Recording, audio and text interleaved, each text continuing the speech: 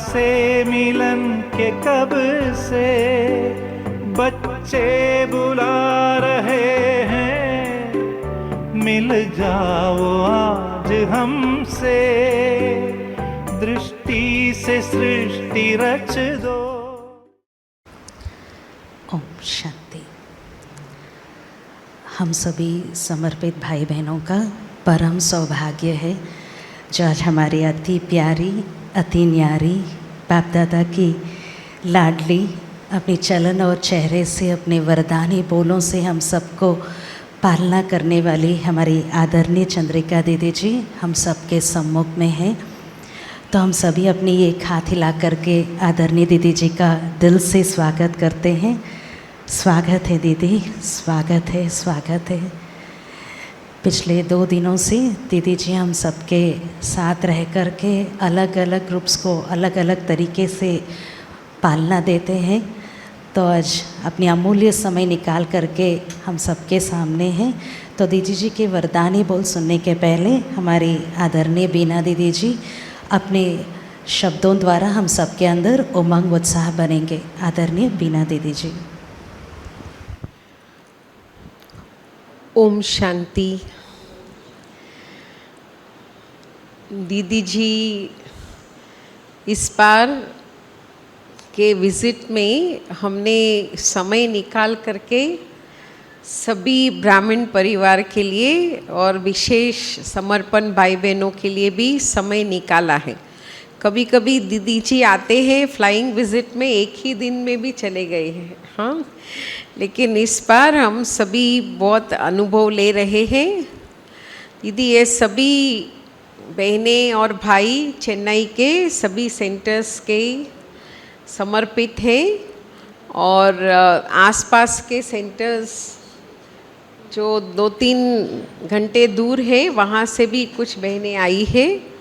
Retreat centre से भी थोड़े भाई आए हैं, म्यूजियम से भी, और चेन्नई के सेंटर्स भी कोई 1 घंटा 2 घंटा दूरी पर है। तो सभी बहुत ट्रैवल करके आए हैं और चेन्नई में हमारी आदरणीय रोज़ी बहन जी की जो लहर थी, हड्डी हड्डी सेवा, हड्डी हड्डी तपस्या, वैसे सभी सेवाओं में सभी दौड़ते ही रहे हैं, अभी तक भी दौड़ ही रहे हैं और सभी हर प्रकार का सहयोग जो भी जब भी कहते हैं सब बातों में पूरा सहयोग देते हैं। तो मोस्टली सभी ने रोज़ी बहन जी, लक्ष्मी बहन जी की पालना ली है, थोड़े पीछे आए हैं, लेकिन दीदी जी से हम बहुत लाभ भी लेंगे। दीदी जी के अनुभव भी हम 2 दिनों से सुन रहे हैं और मधुबन की भी मैनेजमेंट कमेटी के मेंबर के हिसाब से बाप दादा के इशारे, यज्ञ प्रति हमारी भावनाएं और ऐसे कई बातों से हमें लाभान्वित करेंगे। फिर भी हम भाई बहनें कोई भी प्रश्न दीदी जी से पूछना चाहे तो फ्री होकर के पूछे। हाँ, दीदी जी हमें सभी बातों का, हाँ, मधुबन की तरफ से, बाबा की तरफ से, हर प्रकार से, हाँ, हमें भरपूर करेगी। ओम शांति।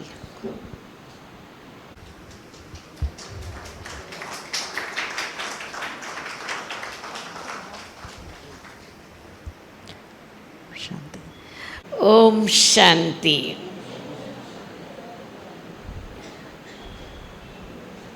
हम बाबा के जो समर्पित बच्चे हैं, हम लोगों का हमेश का निवास स्थान कौन सा है? हमारा परमानेंट एड्रेस कौन सा है? पांडव भवन, मधुबन। तो हम सभी बाबा के वो बच्चे हैं जो एक ही संकल्प, प्रभु समर्पण का, ईश्वर को समर्पण करने का, इस बात में हम सबकी यूनिटी है कि हम सभी ने एक ही संकल्प कर लिया कि हम बाबा के ऊपर अपनी जीवन समर्पण करते हैं। तो जो समर्पण भाई बहनें हैं, उनके अंदर कौन सी बातें एक वरदान के रूप में कहो, नेचुरल रूप में कहो, आ ही जाती हैं। ऐसी क्या क्या बातें हैं, जरा लिस्ट निकालेंगे। नंबर 1, संकल्प की यूनिटी कि हम बाबा पर समर्पित हैं। नंबर 2, हम सभी का एक ही एड्रेस है, पांडव भवन मधुबन हम सबका एड्रेस है। ये 2 यूनिटी हुई। अभी बताओ, समर्पण जीवन में रहने वाले बहनें हैं या भाई हैं? क्या बातें बहुत स्वाभाविक हमारे जीवन में वरदान के रूप में हैं, जो घर में रहने वालों में नहीं है।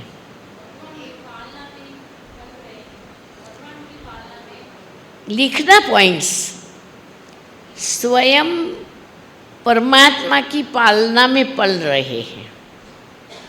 ये तो बहुत बड़े से बड़ा भाग्य है कि हम भगवान की पालना में पल रहे हैं और गुरु भाई हैं। बाबा ने हमको अपनी गद्दी का मान दिया है, तो हमें गुरु भाई के रूप में देखा है और बाबा के राइट हैंड्स हैं। और हम सबका यूनिफॉर्म एक जैसा है, वाइट। Very good. सभी के जीवन का लक्ष्य एक बल, एक भरोसा है। हम यज्ञ रक्षक हैं। Very good. और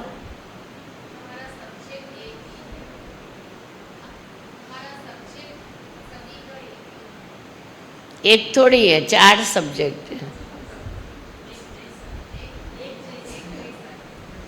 वो तो सारे बीके के लिए है। समर्पित की बात पूछ रहे हैं।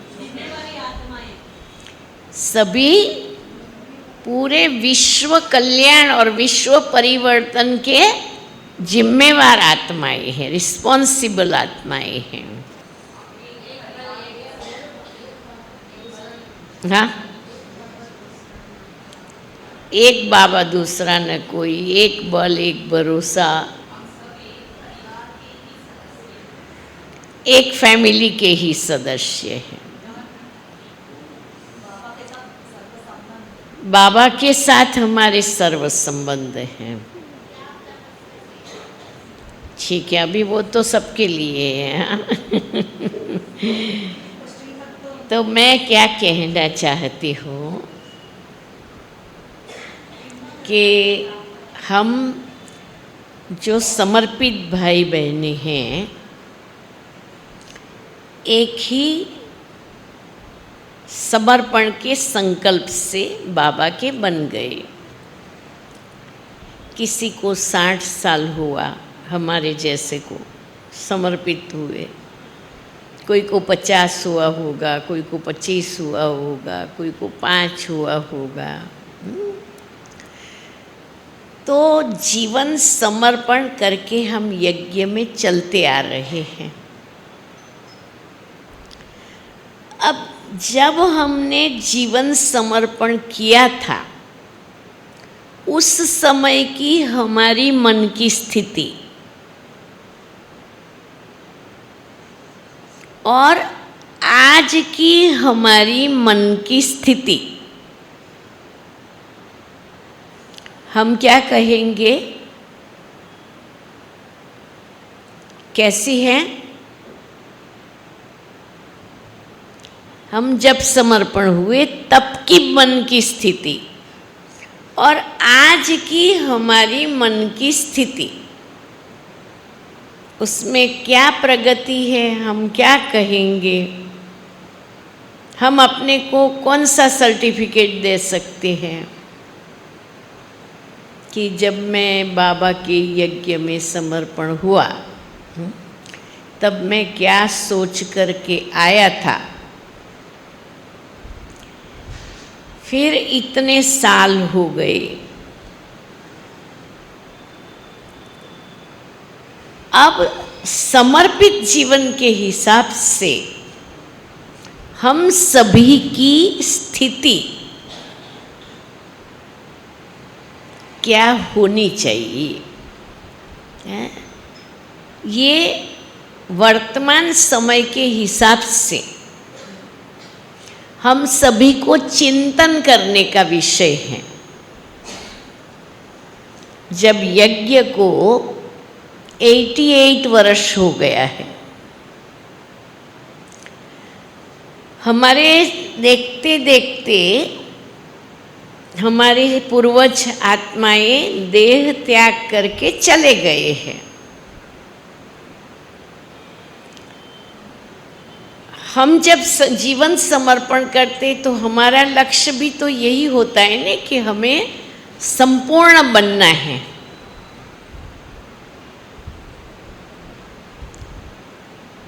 और बाबा की भावना भी यही है कि हम हरेक बाप समान बने।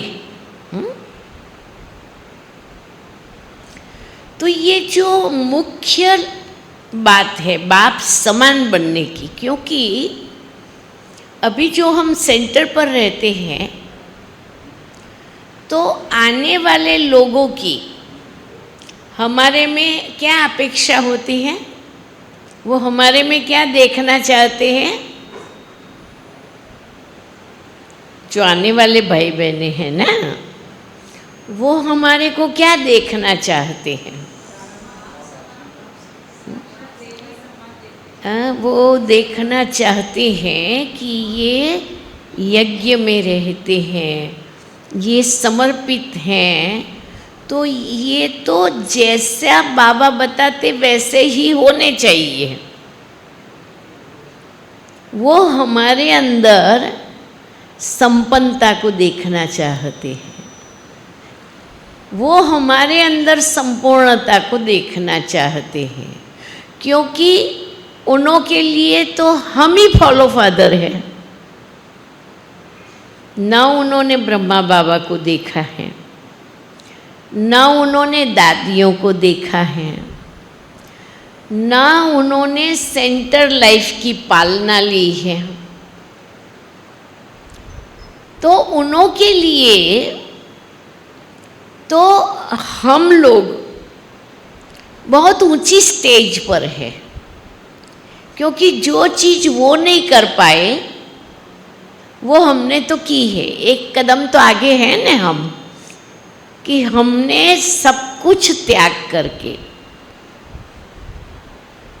अपने आप को बाबा के हवाले किया है। ये एक विशेषता तो हम सबके अंदर है कि हमने अपने आप को बाबा के हवाले किया, कोई आकर्षण के वश हम नहीं हुए। तो इस हिसाब से तो उन्हों की नज़रों में जो समर्पित भाई बहने हैं वो विशेष हैं। लेकिन चलते चलते क्या होता है,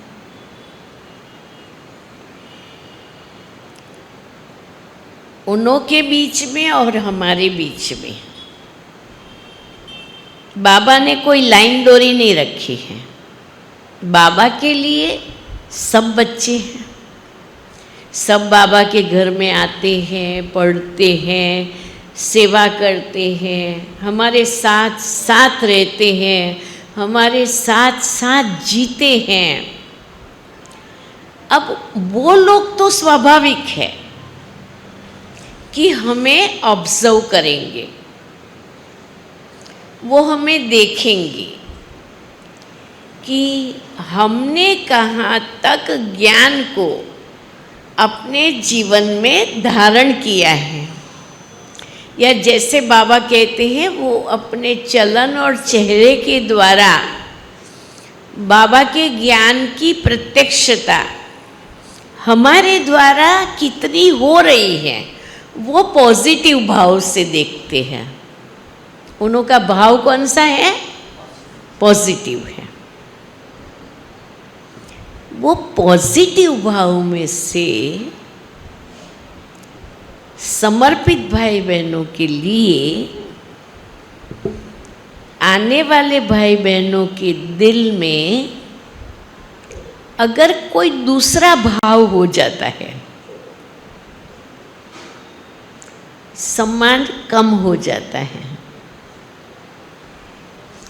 वो ये बोलना शुरू करते हैं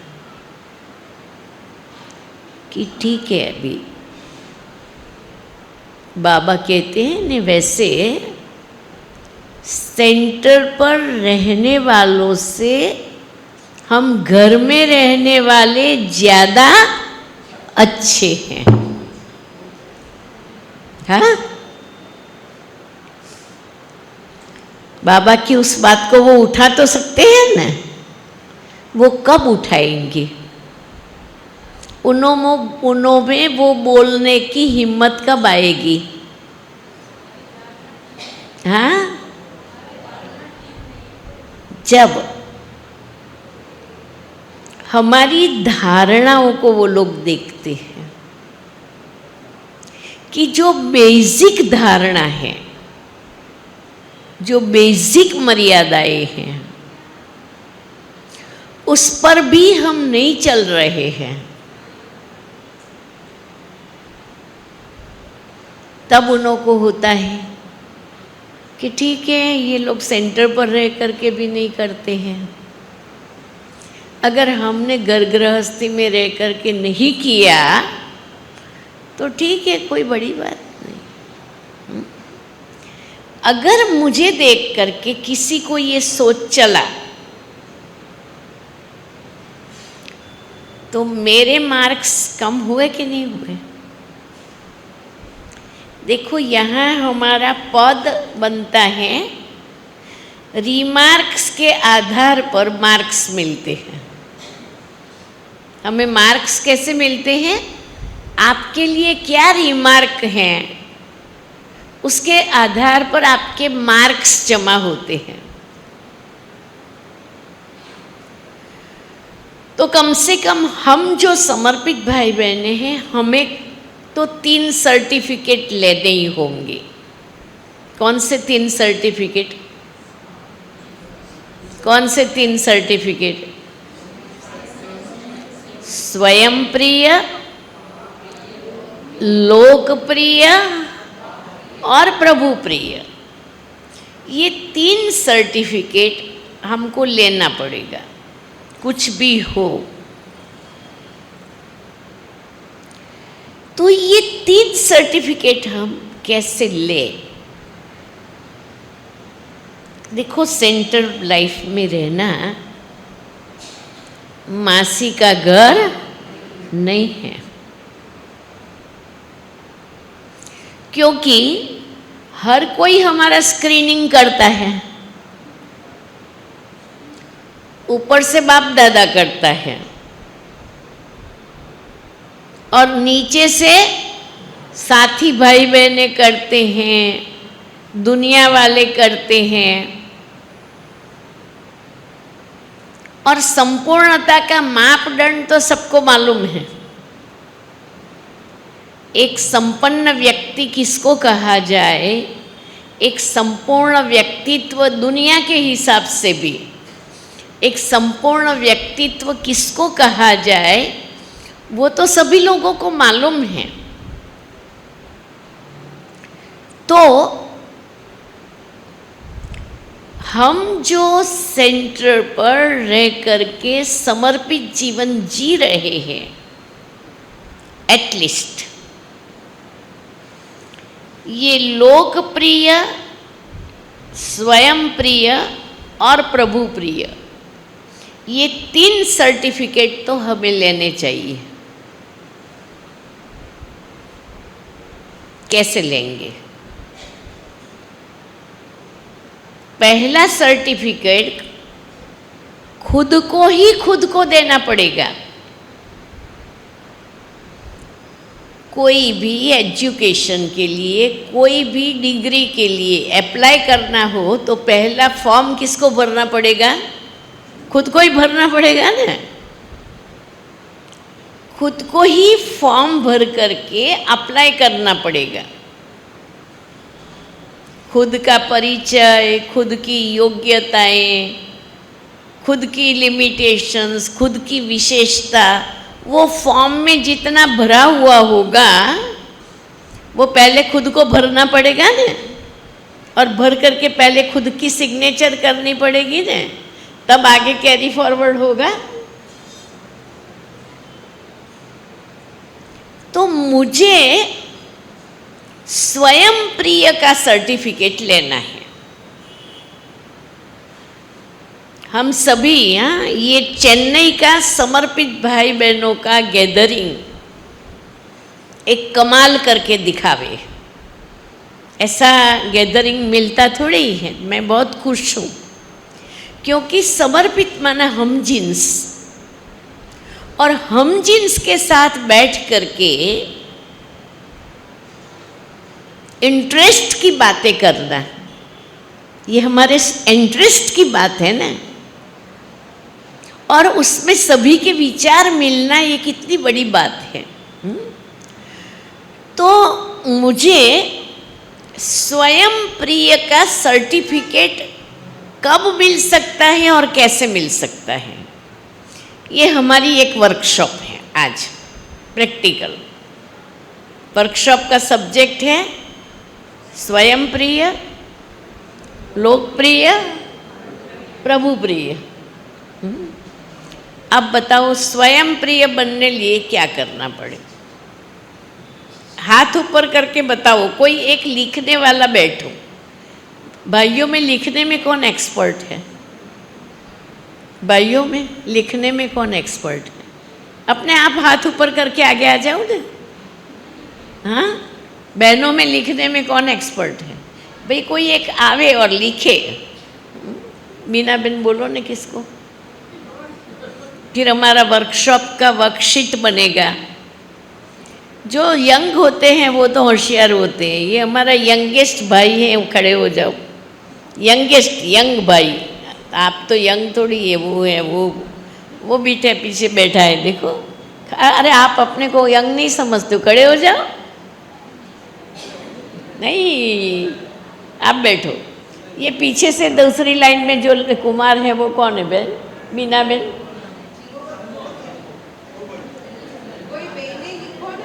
नहीं, यही खड़ा तो हो जाओ, ये देख तो रहा है, हिंदी नहीं समझता है।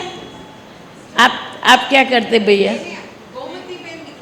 अच्छा, लिखो लिखो, चलो कोई भी आओ। एक भी पॉइंट मिस नहीं करना है। आज का हमारा ये गैदरिंग यादगार गैदरिंग इतना बन जाए जो पूरे कल्प की प्राप्ति का आधार बन जाए। ठीक है?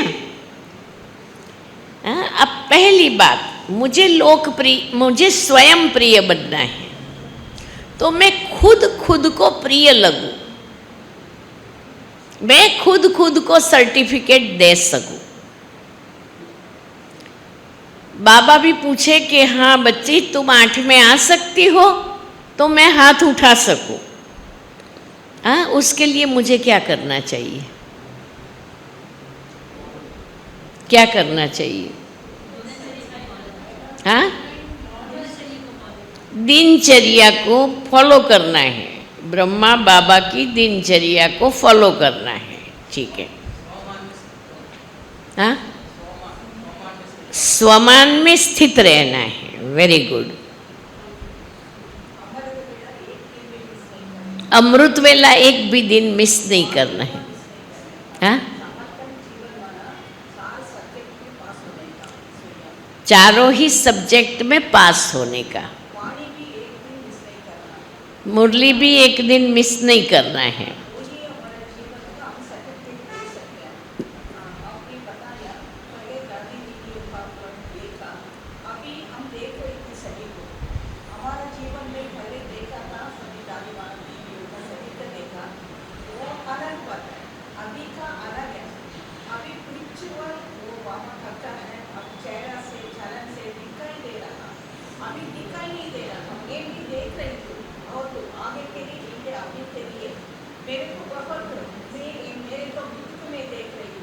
एक माइक अलग से दे दो ना भैया, कोर्डलेस।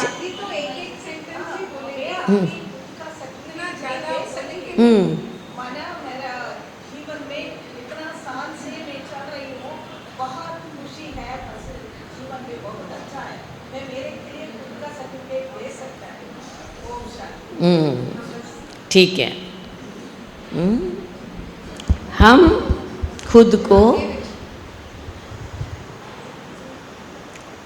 को हम स्वयं प्रिय का सर्टिफिकेट दे सके, उसके लिए नंबर 1 हमारी मन की स्थिति कैसी होनी चाहिए। लिखो, हमारी मन की स्थिति कैसी होनी चाहिए। हमारी वाणी कैसी होनी चाहिए।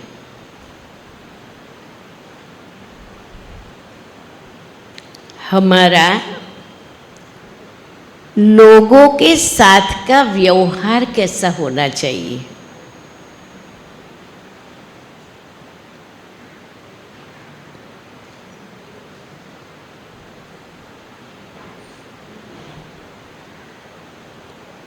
हमारी खुद से फीलिंग कैसी होनी चाहिए। मैं क्या हूं और मैं कैसी हूं।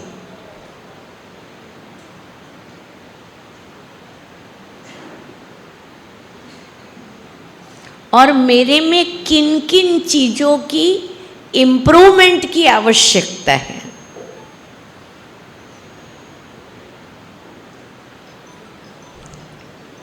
अब ये बहुत गहरा विषय है ना। तो सबसे पहले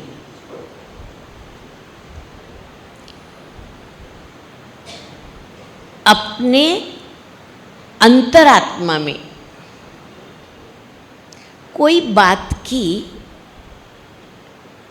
अगर मैं अपने को प्यार करना चाहती हूँ तो मेरी अंदर में किसी भी हिसाब से, खुद के ड्रामा के हिसाब से, खुद के भाग्य के हिसाब से, या दूसरों का मेरे साथ के व्यवहार के हिसाब से कोई हर्ट नहीं होना चाहिए अंदर में।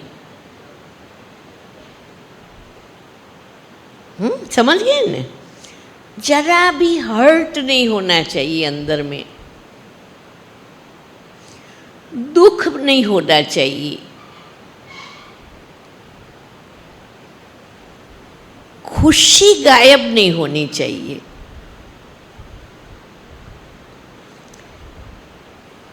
अगर हम सदा खुश रहेंगे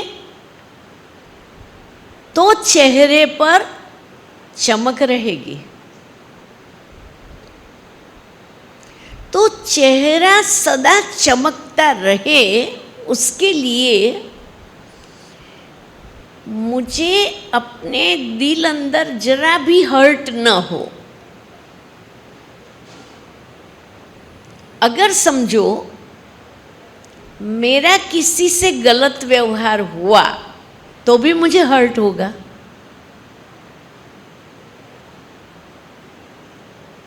तो मुझे सबसे पहले अंदर की ये सफाई करनी है कि मेरा दिल खुश रहे, दिल साफ रहे, दिल स्वच्छ रहे, दिल निखालस रहे। किसी की भी कमी कमजोरी से ना मुझे हर्ट होना है और ना किसी की कमी कमजोरी को देख करके मुझे किसी को हर्ट करना है।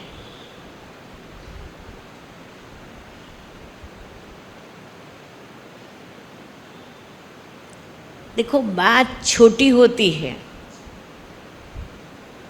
लेकिन पुराने संस्कार जब तक नहीं गए हैं तब तक उसको होल्ड करके रखते हैं। जो बातें दिल को हर्ट किया हुआ है उसको भूल जाना चाहिए। पास्ट इज पास्ट करके भूल जाना चाहिए, वो स्वप्न में भी नहीं आवे, ऐसा प्यूरिफिकेशन करना चाहिए। लेकिन क्या करते हैं, ये तो मुझे नहीं भूलेगी बात, मेरे से ये बहुत गलत व्यवहार किया था, भगवान भी उसको माफ नहीं करेगा। देखना, ये सब क्या कर रहे हैं, हम होल्ड कर रहे हैं अंदर में। अब ये होल्ड होगा तो अंदर में ज्ञान कहाँ से बैठेगा। तो अपना ऐसा सेल्फ रियलाइजेशन हो जो आज की घड़ी में मेरे दिल दिमाग मन में कहाँ भी किसी के लिए भी जरा भी होल्ड की फीलिंग नहीं है। कोई कुछ भी हो गया, 2 दिन पहले हो गया, 2 मास पहले हो गया, 2 साल पहले हो गया, पास्ट इज पास्ट।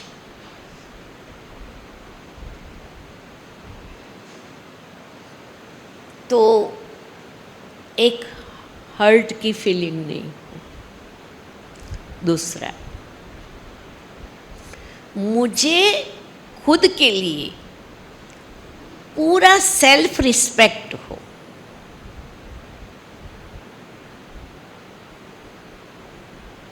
मुझे भगवान ने सिलेक्ट किया है, भगवान की परख शक्ति में हमें पूरा निश्चय रखना है। और बाबा ने मुझे जिस विशेषता से परखा है, मैं बाबा को उसका प्रमाण दूं बस।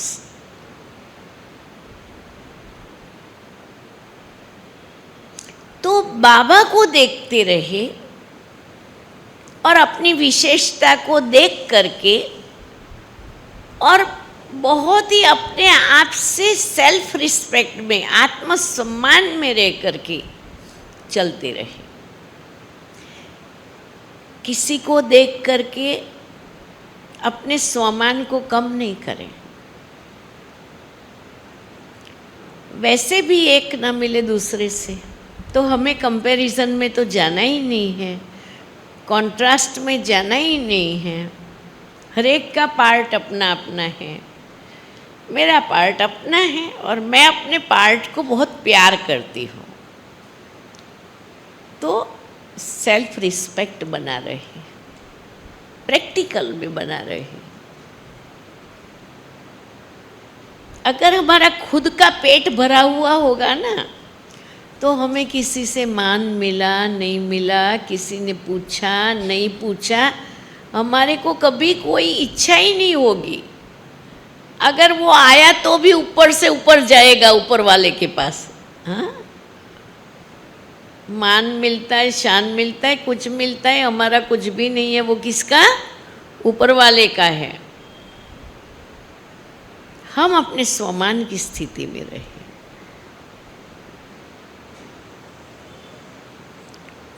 तीसरा,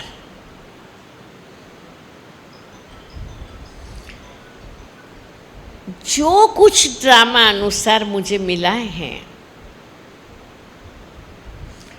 वो ड्रामा की अविनाशी प्लान प्रमाण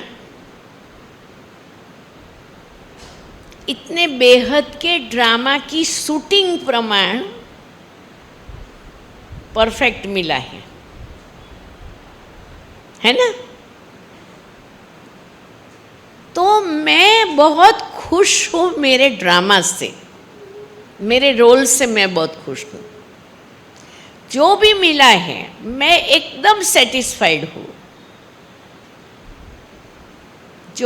जो पास्ट हो गया उसके लिए भी मैं बहुत खुश हूँ, प्रेजेंट के लिए भी मैं बहुत खुश हूँ, फ्यूचर जो भी होगा मैं खुश हूँ। आप सोचो, मैं ये बहुत गहरा अनुभव कर रही हूँ कि इतनी बिंदी आत्मा सारे यूनिवर्स के हिसाब से उसमें पार्ट नूंदा हुआ है। किसी जन्म में अमेरिका थी, किसी जन्म में अफ्रीका थी, किसी जन्म में किसी गांव में थी। सारी यूनिवर्स में भगवान ने कहाँ भी भेजा होगा हमें याद है, और भविष्य में कहाँ भेजेगा हमको मालूम है नहीं। तो ये जो चल रहा है अंदर से निकल रहा है पार्ट, वो ऑटोमेटिक है।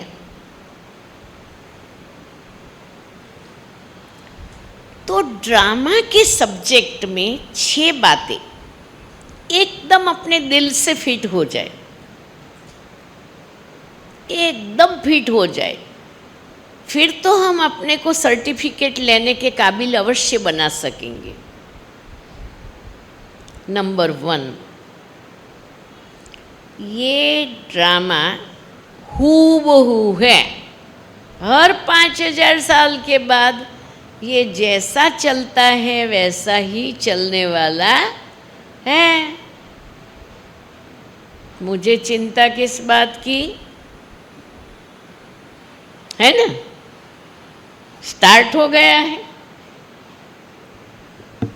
ये ड्रामा हूबहू है, घड़ी घड़ी साकार में बाबा थे ना, तो जो भी पार्टी जाए हर एक को एक बात पूछे, बच्चे पहले कब मिले थे। टीचर भी पक्का करवा के जाती थी, बाबा पूछेगा तो बताना 5000 साल पहले मिले थे। तो ये जो 5000 साल वाली बात है ना, वो तो एकदम बुद्धि में ट्रांसपेरेंट हो। 5000 साल पहले यही हुआ था, 5000 साल पहले ऐसे ही मिले थे, 5000 साल के बाद ऐसे ही मिलने वाले हैं। खुशी भी रहेगी, निश्चिंत भी रहेंगे। 5000 साल के बाद फिर मैं आने वाली हूँ। खुशी की बात है ना, ताली तो बजाओ।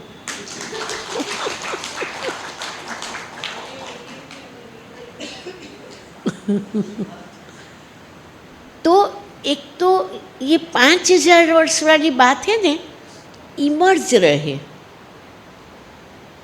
प्रैक्टिकल लाइफ में। हम जैसे कि अनुभव करें कि वो ये 5000 साल पहले उठ के देखा, कुछ नया नहीं लगे, नथिंग न्यू। दूसरा, ये ड्रामा एक्यूरेट है।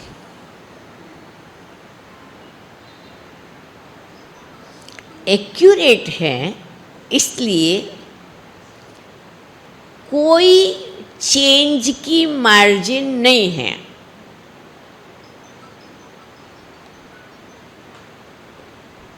जो है जैसा है,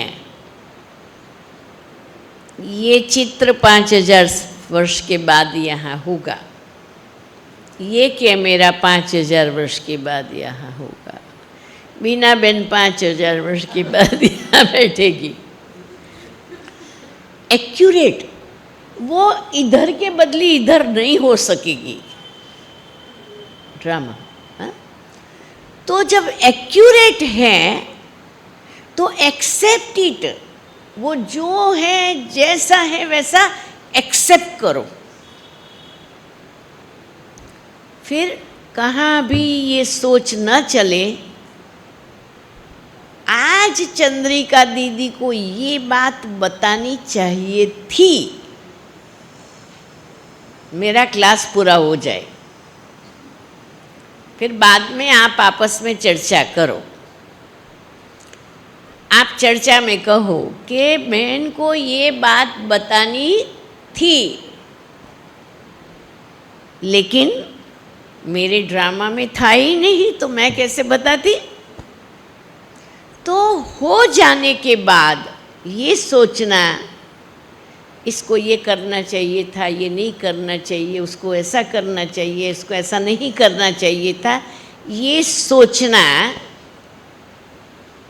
ड्रामा के एक्यूरेसी में संशय। हमें ड्रामा में निश्चय बुद्धि बनना है।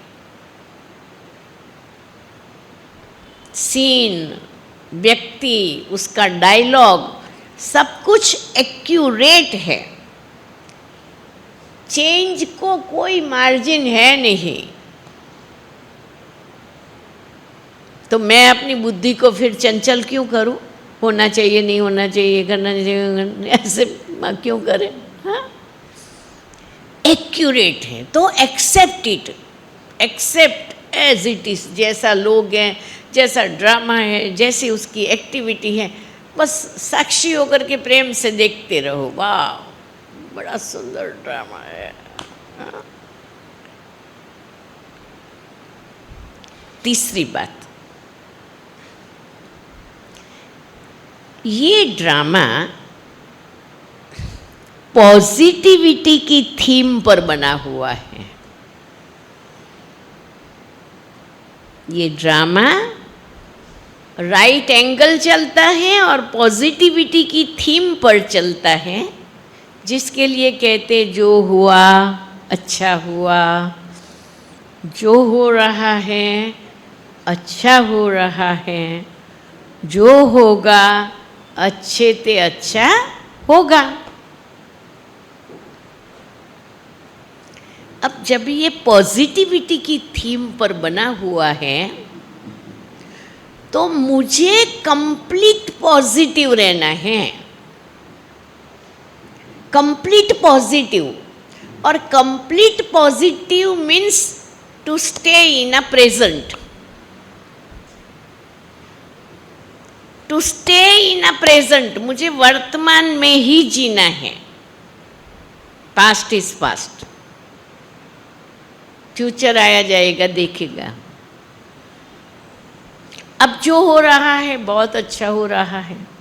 आई एम वेरी हैप्पी, मैं अपनी हर सेकंड में बहुत खुश हूँ, क्योंकि मुझे मालूम है ये ड्रामा पॉजिटिव है और ये राइट एंगल ही चलता है। ये रिवर्स तो जाने वाला नहीं है। रिवर्स जाए तो घड़ी को घड़ी कौन कहेगा? रिवर्स जाए तो ये ड्रामा को ड्रामा कौन कहेगा? पॉजिटिविटी की थीम, तो मन में जरा भी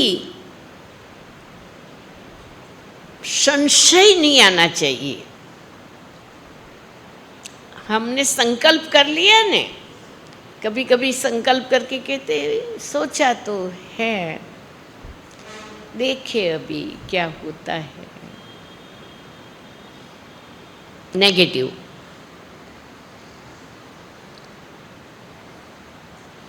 स्वयं के लिए या किसी के लिए डाउट से नहीं सोचना है। दृढ़ता और शुभ भावना से कि ये जो संकल्प किया है तो होना ही है और हो ही जाएगा। हमेशा होना ही है और हो ही जाएगा, जिसको दूसरे शब्दों में बाबा क्या कहते हैं? हुआ ही पड़ा है। होगा नहीं होगा, क्या होगा, कैसे होगा, ये सोचना नेगेटिव थिंकिंग है। पॉजिटिव थिंकिंग वही पड़ा है। इतना बड़ा स्वर्ग आप सोचो, सामान्य बात है। और दुनिया में हालतें क्या है, और फिर भी हम लोग कहते हैं हम स्वर्ग की स्थापना कर रहे हैं। देखो तो सही, जब हम इतने बड़ी स्वर्ग की स्थापना में विश्वास कर सकते हैं, तो हम छोटे छोटे प्रोजेक्ट में, छोटी छोटी व्यक्तियों में, उसके परिवर्तन में, उनके प्रति शुभ भावना में तो विश्वास कर ही सकते हैं।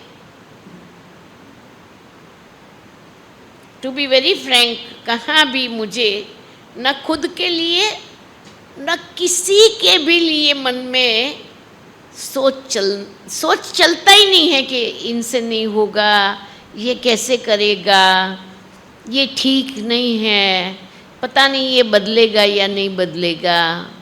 कभी स्वप्न में नहीं आता। कैसे भी व्यक्ति होगी, आखिरी में उसको बदलना ही है, क्योंकि ये आत्मा वास्तव में संपूर्ण आत्मा है।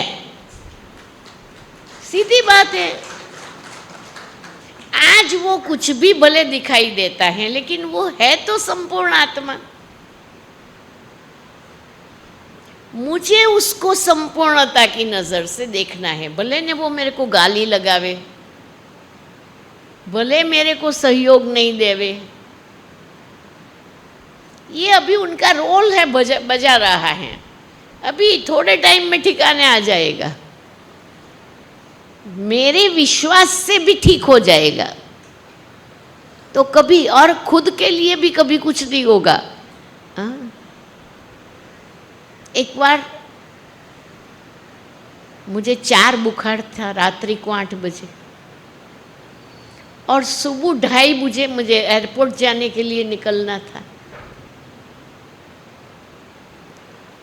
सब लोग बोले हम नहीं जाने देंगे। मैंने कहा बुखार उतर जाए तो बोला नहीं जाने देंगे। मैं बैठी बाबा की याद में, मैंने कहा बुखार उतारो। 1:30 बजे मेरा बुखार नॉर्मल हो गया, और 2:30 बजे मैं रेडी होकर एयरपोर्ट के लिए निकल गई। मुझे मेरे में भरोसा है ना। संपूर्ण पॉजिटिव। अंदर में बहुत गहराई से ये चिंतन करने वाली बातें हैं। हमारी पॉजिटिविटी से ना बनने वाली बात बन जाएगी, हो जाएगी। तो ये तीसरी बात। चौथी बात,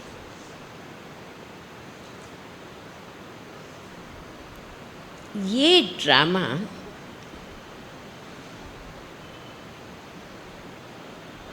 न्यायी है, जजमेंटल है, कर्म और फल के सिद्धांत पर बना हुआ है। ये ड्रामा न्यायी है। जो भी होता है, हर एक्शन, रिएक्शन, कर्म, फल, उसके आधार पर सब कुछ हो रहा है। कुदरत में कहाँ भी अन्याय नहीं है।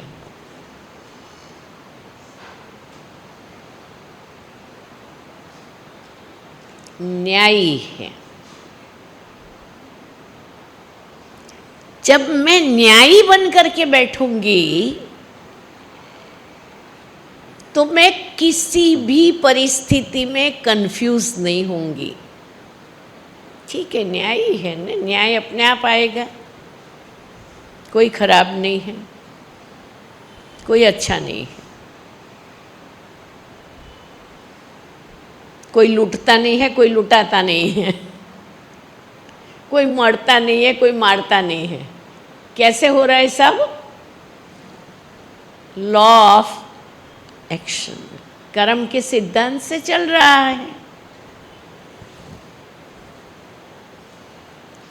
तो ये कर्मों के चक्र को समझ जाएंगे, कर्म और फल के गहन गति को समझ जाएंगे, तो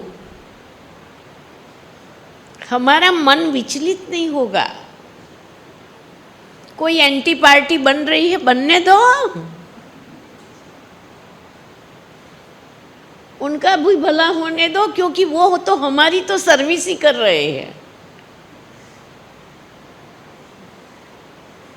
वो अलग रीति से हमारी सर्विस कर रहे हैं। अगर आपको कोई कहे न कि ये बाजू के मकान में नहीं जाना, तो आपको तुरंत सवाल उठेगा, क्यों नहीं जाना? देखिए, एक बार तो जाके देखना ही है क्या है। हाँ?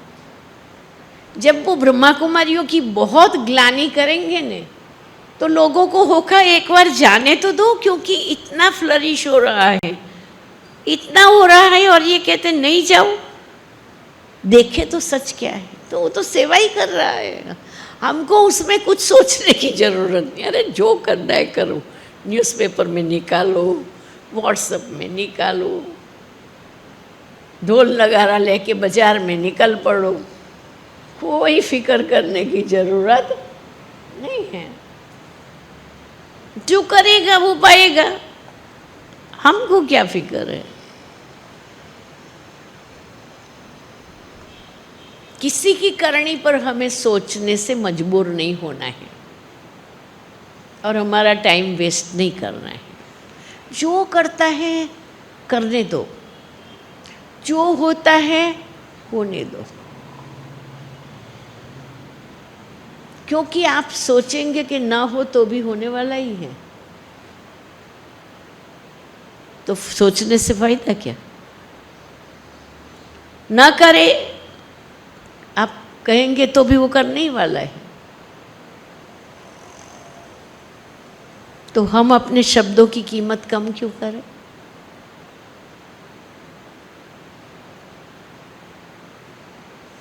तो ये ड्रामा न्यायी है। पांचवा, ये ड्रामा कल्याणकारी है।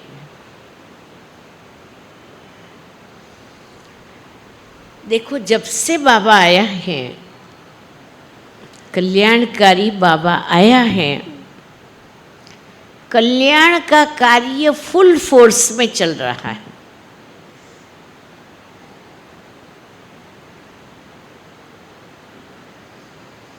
और ड्रामा के कोई भी दृश्य में कल्याण ही भरा हुआ है।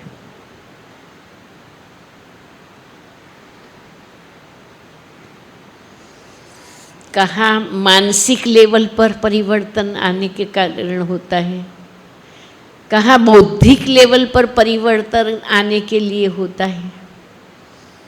मम्मा कहती थी, जो ज्ञान से नहीं सुधरता, जो प्रेम से नहीं सुधरता, जो समझाने से नहीं सुधरता, उनको टाइम सुधारेगा। समय आएगा उसको सुधरना ही पड़ेगा।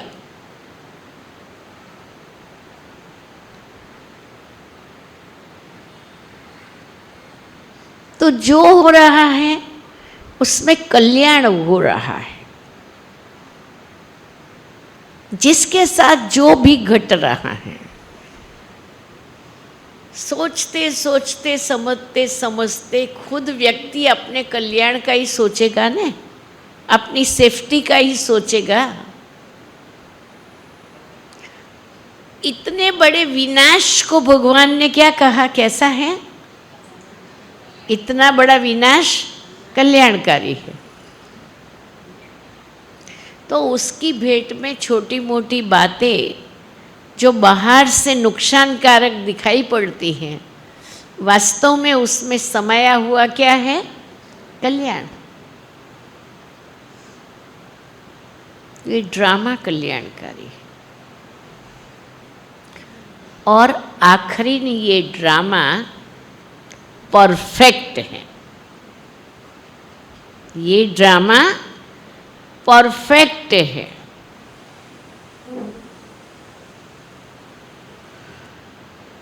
उसमें क्योंकि ये क्रिएशन किसकी है? परफेक्ट बाप की क्रिएशन है। तो हर समय हमारी ये फीलिंग होनी चाहिए परफेक्ट, मैं भी परफेक्ट, ये भी परफेक्ट, जो हो रहा है वो भी परफेक्ट, जो होगा वो भी परफेक्ट। ये परफेक्ट ड्रामा है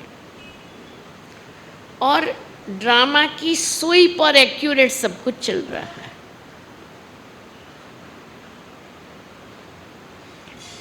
अगर इन 6 बातों में आप अच्छी तरह से पास हो जाओ, आप अपने आप को सर्टिफिकेट देने के काबिल बन जाएंगे। बन सकेंगे नहीं? बन सकेंगे नहीं। इन बातों में काबिल हो जाए, पास हो जाए, हर एक बात में हमें अपने पास का मार्क्स मिल जाए प्रैक्टिकली, और उसके लिए सूक्ष्म चेकिंग चाहिए।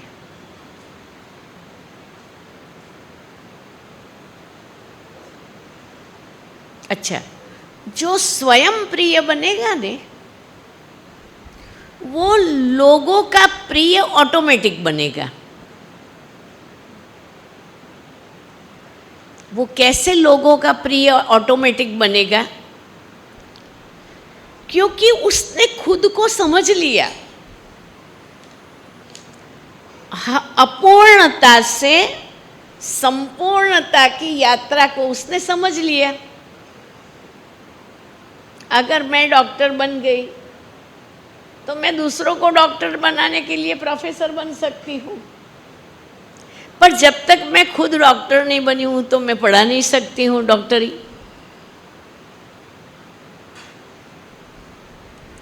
अगर मैं स्वयं प्रिय बन गई तो मेरे व्यवहार से दूसरों को सुख मिलेगा, दूसरों की प्रगति होगी, दूसरों को सुकून मिलेगा। आप ही लोकप्रिय का सर्टिफिकेट मिलेगा।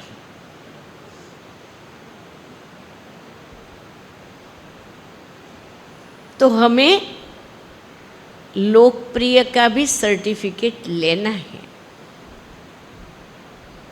जब स्वयं प्रिय लोकप्रिय दोनों सर्टिफिकेट मिलेगा, तब ऊपर वाला अपना सर्टिफिकेट देगा।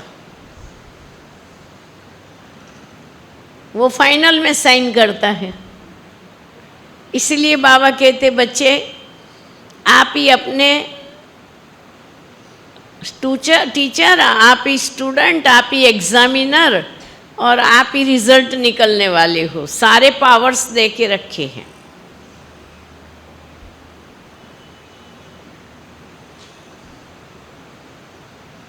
तो इस पावर्स को हम अपने प्रैक्टिकल जीवन में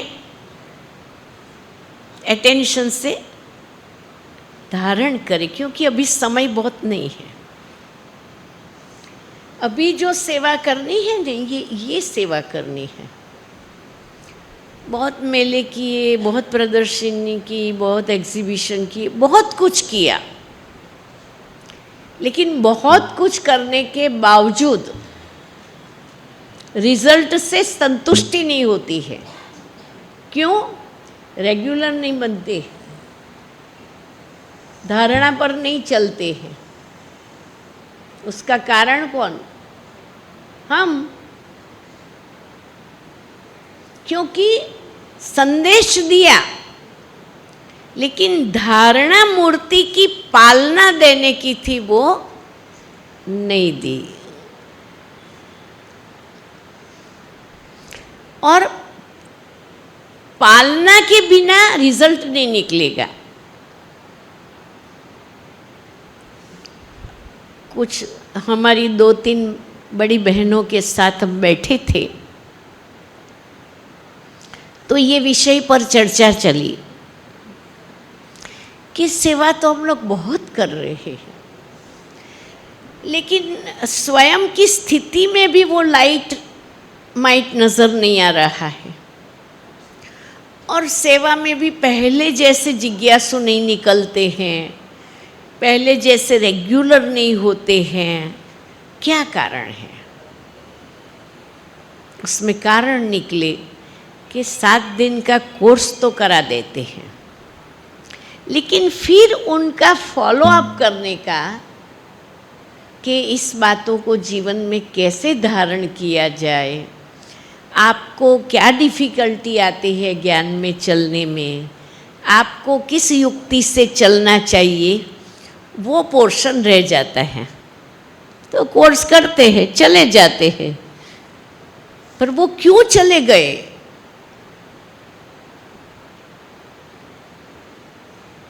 फिर दूसरी बात,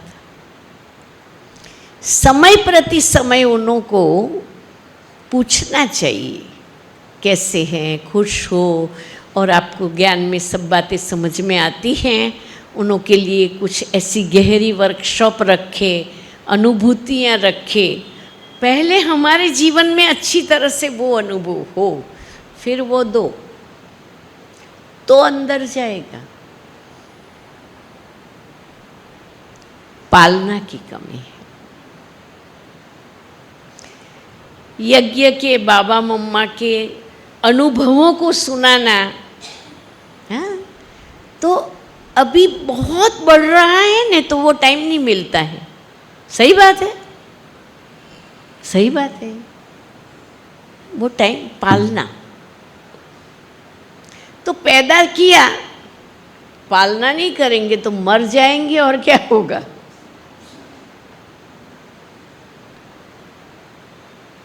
तो ये हमारा विषय है, कैसे आध्यात्मिक पालना करनी है, और उसके लिए स्वयं को जिम्मेवार समझना है।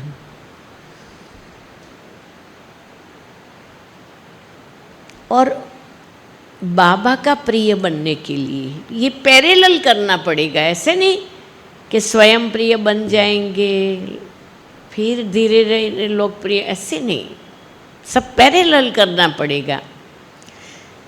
बाबा का प्रिय बनना है तो रोज सुबह गुड मॉर्निंग करके उससे पूछो कि आज मेरे लिए क्या काम है, और आज मैंने क्या सेवा सोची है। मैं ये 2 सवाल हर एक रोज बाबा से करती हूँ। मेरे लिए आज क्या सेवा है वो सुना देती हूँ कि आज सारा दिन मेरे लिए ये है। अब आपके तरफ से बाबा कुछ हो तो सुना दो।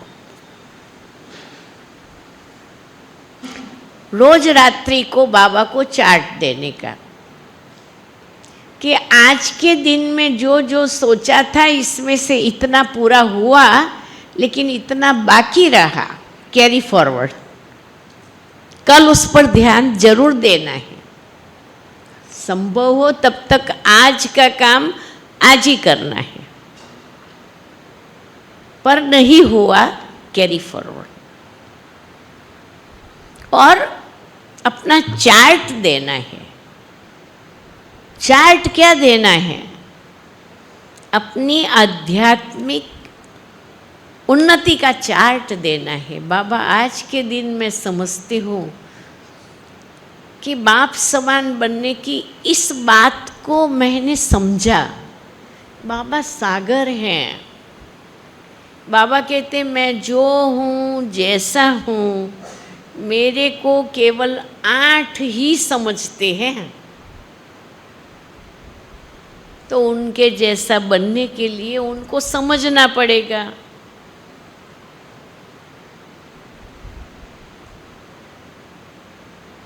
ऐसे ही तो हम नहीं बन जाएंगे।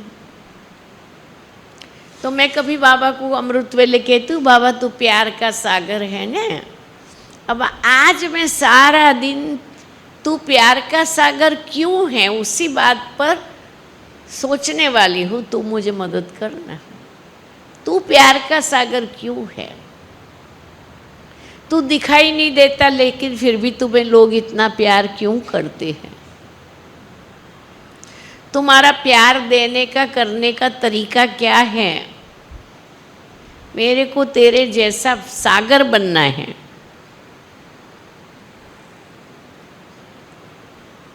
कभी बाबा को कहूँगी, बाबा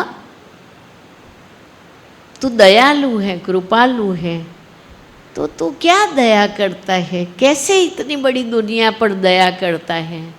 सारे लोग तुरे को ऐसा कहता है कि भगवान दयालु है, कृपालु है, तो तू ऐसी क्या कमाल करता है? तू है तो बिंदु, बैठा रहता है ऊपर में, लेकिन ऐसी क्या ताकत तेरी है?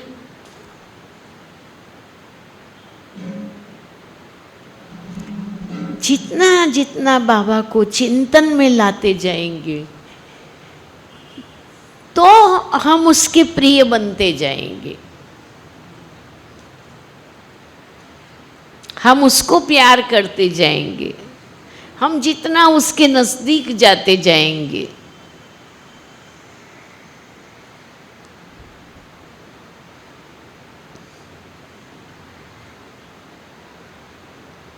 तो चार्ट बाबा को देना है। देखो ज्ञान में चलते हैं ना, शुरू में बहुत उमंग होता है, नशा होता है, मुरलियाँ पढ़ेंगे, क्लास करेंगे, थोड़ा चार्ट लिखेंगे, फिर तो क्या होता है, मैदान में बाप के सामने कौन आ जाती है? माया। तो माया की जो सूक्ष्म रूप है, महीन रूप है, माया अंत तक आने वाली है। वो माया के जो महीन रूप है, वो महीन रूप को न पहचानने के कारण अलबेले बन जाते हैं। होता है, चलता है। अभी बाबा ने एक मुरली में कहा था ने, चलता है, सब चलता है।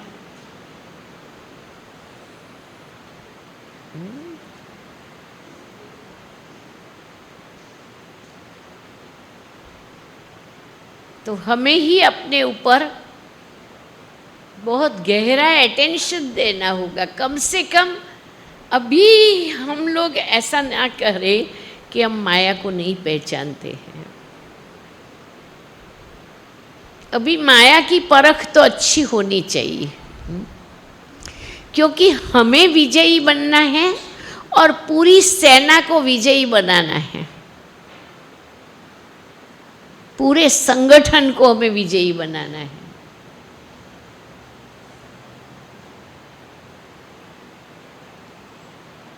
ठीक है ना? तो अभी यही करेंगे ना। आज से हम सभी पुरुषार्थ की रेस में चलेंगे, करेंगे।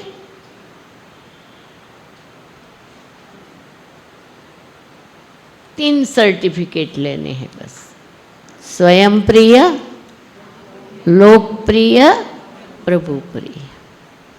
और बाबा ने जो आष्ट रखी है, चेहरे और चलन के द्वारा सेवा हो। अभी हमारे सेवा के साधन में चलन और चेहरा, और उसमें भी बाबा ने क्या कहा, हमेशा मुस्कुराता हुआ चेहरा रहे। हमेशा मुस्कुराता हुआ। कोई लड़ रहे हैं, झगड़ रहे हैं, वो देख करके हमारी मुस्कुराहट चली नहीं जाए।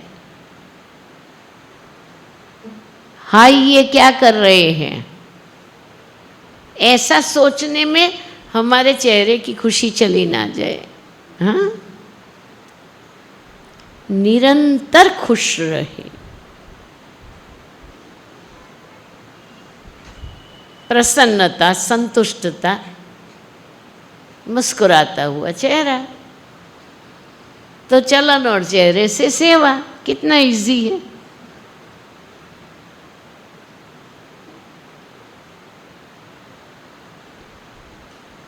तो हमारी जिम्मेवारी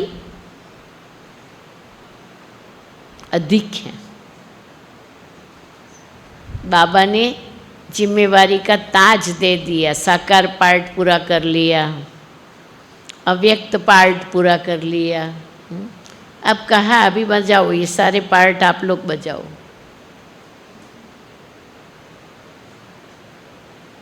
ये पार्ट अभी आप बजाओ। आप लोगों ने देखा है, यज्ञ की कहानियाँ सुनी हैं, अभी भी बाबा सुना रहा है, मुरलियाँ रिपीट हो रही हैं। अब ये पार्ट आप लोग बजाओ, और बाबा ऊपर से देख रहा है।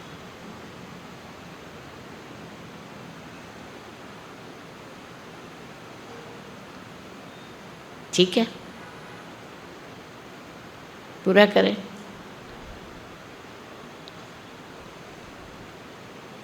ओम शांति।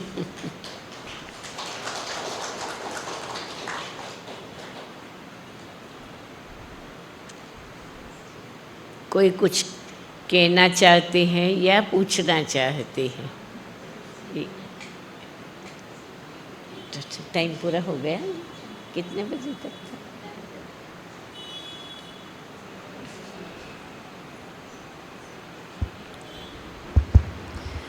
दीदी जी, एक दो प्रश्न लिख कर के दिए गए हैं। इसमें एक है, सेवा के समय में पुरुषार्थ में तन मन दोनों भी बहुत टायर्ड हो जाता है, तो कैसे करें? देखो, हमारी सेवाएं तो दिनों दिन बढ़नी है। बाबा ने इतने तक कहा है, सोने का टाइम भी नहीं मिलेगा और खाने का टाइम भी नहीं मिलेगा।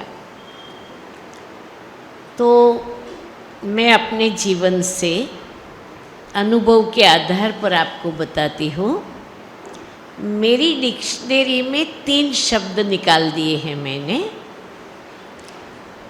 थकना, टायर्ड होना, मुश्किल और इम्पॉसिबल। ये शब्द मेरी डिक्शनरी में नहीं है। मैं कभी थकती ही नहीं हूँ। और वो पाठ मेरे जीवन में कहाँ से आया? सचमुच थकती नहीं हूँ। अगर आधी रात को भी कोई मुझे जगाएगा तो मेरी ऐसी ही स्फूर्ति होगी जैसे अभी है। तो मैंने यहाँ कमांड रखा है कि टायर्ड, थकावट, ये शब्द को यहाँ एंट्री नहीं है। एक बार दादी जानकी जी को हम 3 टीचर्स मिलने गए थे। तो एक बहन ने दादी को समाचार सुनाया। बहुत सेवा की थी उन्होंने, तो समाचार सुनाया और सारा सेवा का समाचार सुनाने के बाद कहा कि दादी मैं बहुत थक गई हूँ। दादी ने बोला चली जा यहाँ से, दादी को तेरा मुंह नहीं देखना है। थकना देह अभिमान है, थकना देह अभिमान है। मैंने उसी समय अपनी दिल रूपी डायरी में नोट किया कि आज के बाद मेरी डायरी में, डिक्शनरी में ये थकावट शब्द नहीं रहेगा। और मैं सचमुच नहीं थकती हूँ। मैं 3 बजे उठती हूँ, रात को 9:30-10 के बीच में सोती हूँ, दोपहर में सोती नहीं हूँ। दोपहर में छोटे मोटे काम होते वो करती हूँ। फिर भी मुझे आधी रात को कोई बुलावे तो मैं रेडी होती हूँ, यस कुछ भी हो तो तैयार। क्योंकि यहाँ प्रोग्राम, यहाँ थकावट शब्द निकल गया। तो अगर आप ये अपने को सिखा देंगे, कभी तन से नहीं थकेंगे, कभी मन से नहीं थकेंगे, चाहे कितनी बीमारी आ जाए, कुछ भी हो जाए, लेकिन आप अथक रहेंगे। करके देखना प्रैक्टिकली। ये शब्द को अंदर एंट्री नहीं करने देना। मुश्किल कोई काम मुश्किल है ही नहीं, असंभव कोई काम है ही नहीं। तो जितना अपने आप को परफेक्ट करते जाएंगे इतना वो प्राप्ति होती जाएगी। अच्छा,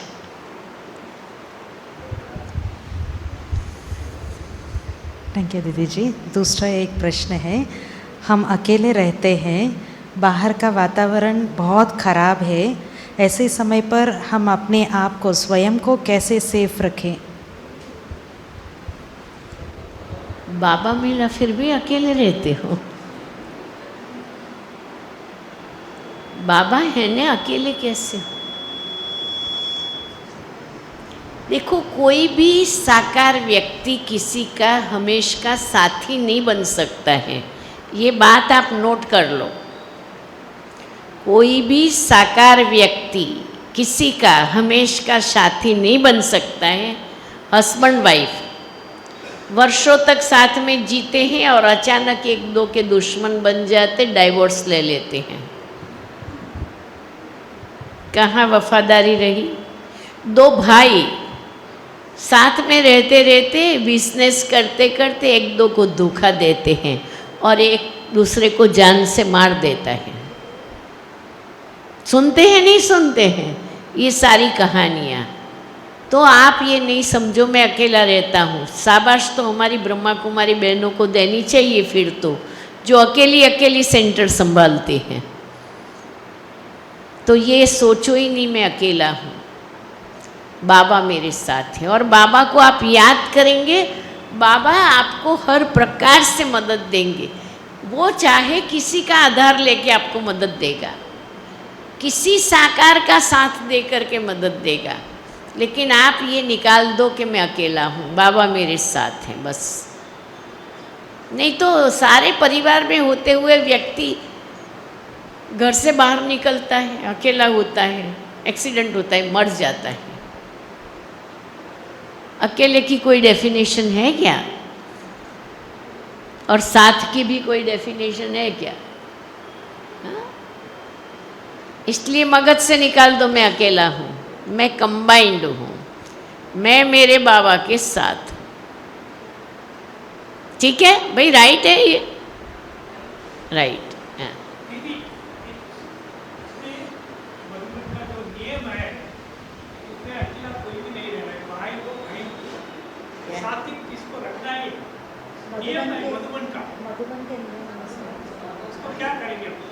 आपने बरोबर सुनाया है कि मधुवन का ये नियम है, जो सेवा के फील्ड पर है। तो कोई बहन को अकेला नहीं रखना है, कोई भाई को अकेला नहीं रखना है, लेकिन सिचुएशन ऐसी है कि अकेले है और अकेला रहना पड़ रहा है। परंतु वो अकेले इसीलिए नहीं है कि वो बाबा को साथ रख रहे हैं।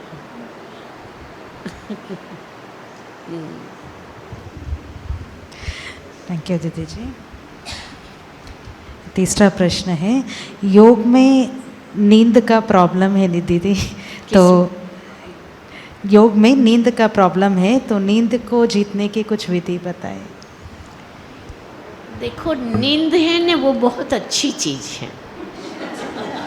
नहीं, सच में बोल रही हूँ, नींद वो बहुत अच्छी चीज़ है, क्योंकि नींद एक तो आत्मा को रिलैक्स करती है। नींद में कोई विकर्म नहीं होते हैं, हाँ, तो वैसे नींद अच्छी है। लेकिन क्योंकि हमें बाबा जैसा बनना है, तो उसमें फिर ये नींद थोड़ा विघ्न लगता है। तो वो नींद नहीं आवे उसके लिए क्या करना चाहिए? योग में जब बैठे नहीं तो मनन चिंतन करना चाहिए, या विचार सागर मंथन करना चाहिए। बाबा को याद करना, बाबा के साथ के संबंधों को याद करना चाहिए। आप ऐसे ही बैठ जाएंगे ने आंखें बंद करके तो नींद आएंगी, पर आंख बंद नहीं करो, एकदम स्ट्रेट योग की मुद्रा में बैठो और बाबा के साथ का कोई संबंध, कोई स्वमान बुद्धि में ले करके बैठो। समझो आप स्वमान लेकर के बैठे, थोड़े टाइम के बाद आपको लगता है नींद आ रही है, खड़े हो जाओ और मुंह धुलाई कर लो, चक्कर लगा लो, फिर बैठो। तो फिर वो जो नींद में चले जाने का संस्कार है ना, वो कट हो जाएगा। तो थोड़ा पुरुषार्थ कर निंद्रा पर विजय प्राप्त कर सकेंगे। बाकी कोई खराब नहीं है ऐसे, नींद तो चाहिए। कई बार मुरली सुनते समय भी कईयों को नींद आती है। तो आएगी ना जरूर, बाबा लोरी गाता है। मुरली में तो बहुतों को नींद आती है, बहुतों को आती है। परंतु ये जितना जागृत अवस्था में रहेंगे तो फायदा है।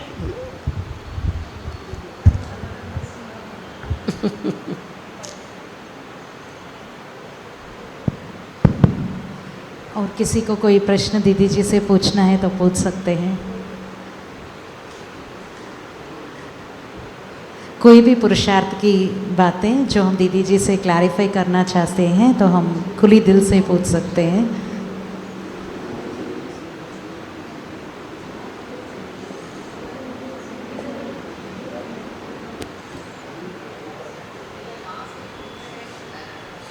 मैं आपको एक बाबा के साथ का अनुभव सुनाऊं।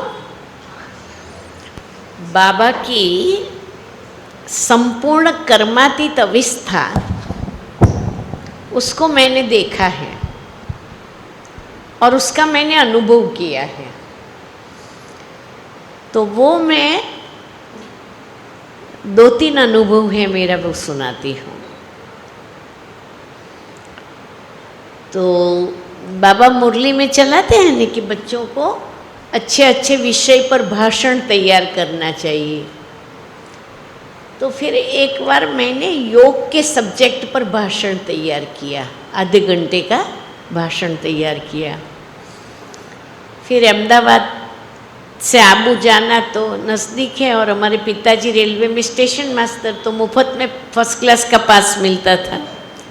तो थोड़ा भी कुछ होता था आबू चली जाती थी। तो मेरे को हुआ कि मैंने ये जो भाषण तैयार किया है वो मैं बाबा को सुनाकर वेरीफाई कराऊं। तो मैं गई आबू गई, फिर बाबा को मिलने के लिए ढूंढ रही थी। तो बाबा गार्डन में बैठे थे। तो बाबा गार्डन में ऐसे थोड़ा टांग पर टांग चढ़ा करके ऐसे और ऐसे करके ऐसे गार्डन में बैठे हुए थे। बाबा की आंखें भी खुली थी। तो मैं जा कर के बाबा के बाजू में बैठ गई कि बाबा अभी जब देखेगा तो मेरे को पूछेगा, मेरे से बात करेगा।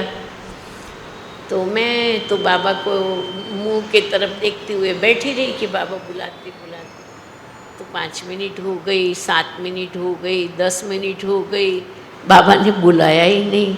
तो मैं नीचे बैठी थी, थोड़ी ऊपर हो गई, टांग पर बैठ गई कि बाबा अभी देखेगा तो बुलाएगा। फिर भी नहीं बुलाया तो फिर मेरे से नहीं रहा गया, तो खड़ी हो गई और खड़ी हो करके बाबा के सामने ही हो गई।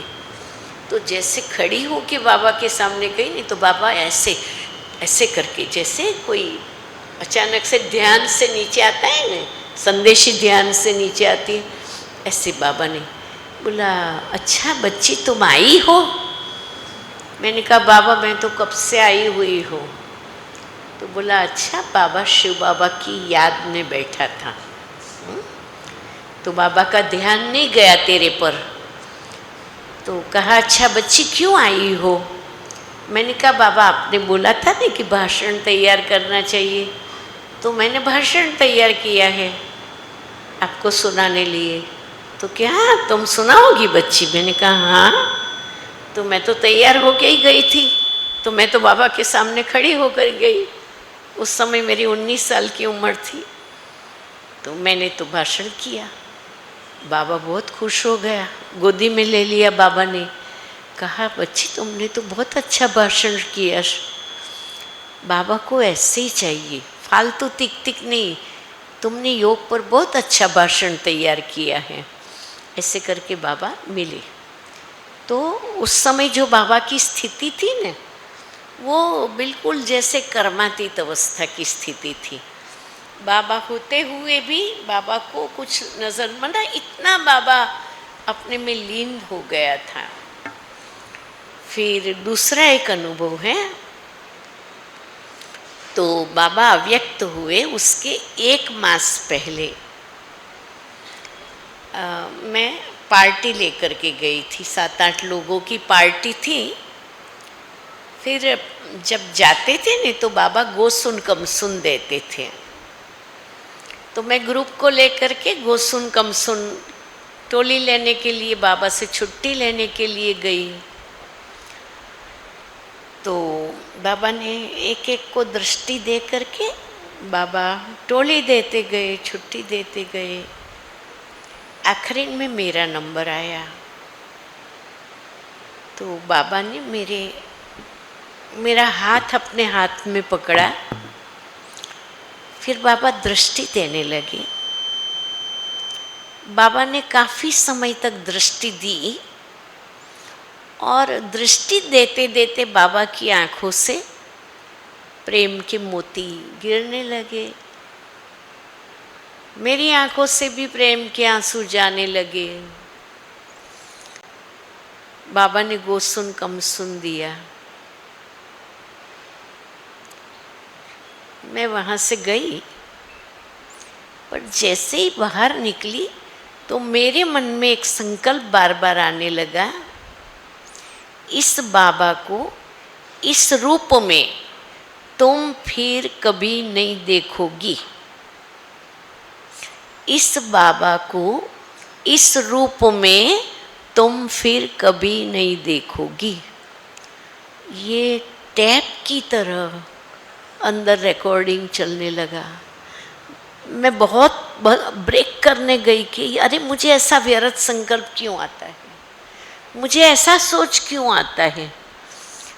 वो रुकने से रुकता ही नहीं था, बस वही यहाँ पट्टी चलती रहे न्यूज़ की तरह, इस बाबा को इस रूप में फिर तुम कभी नहीं देखोगी।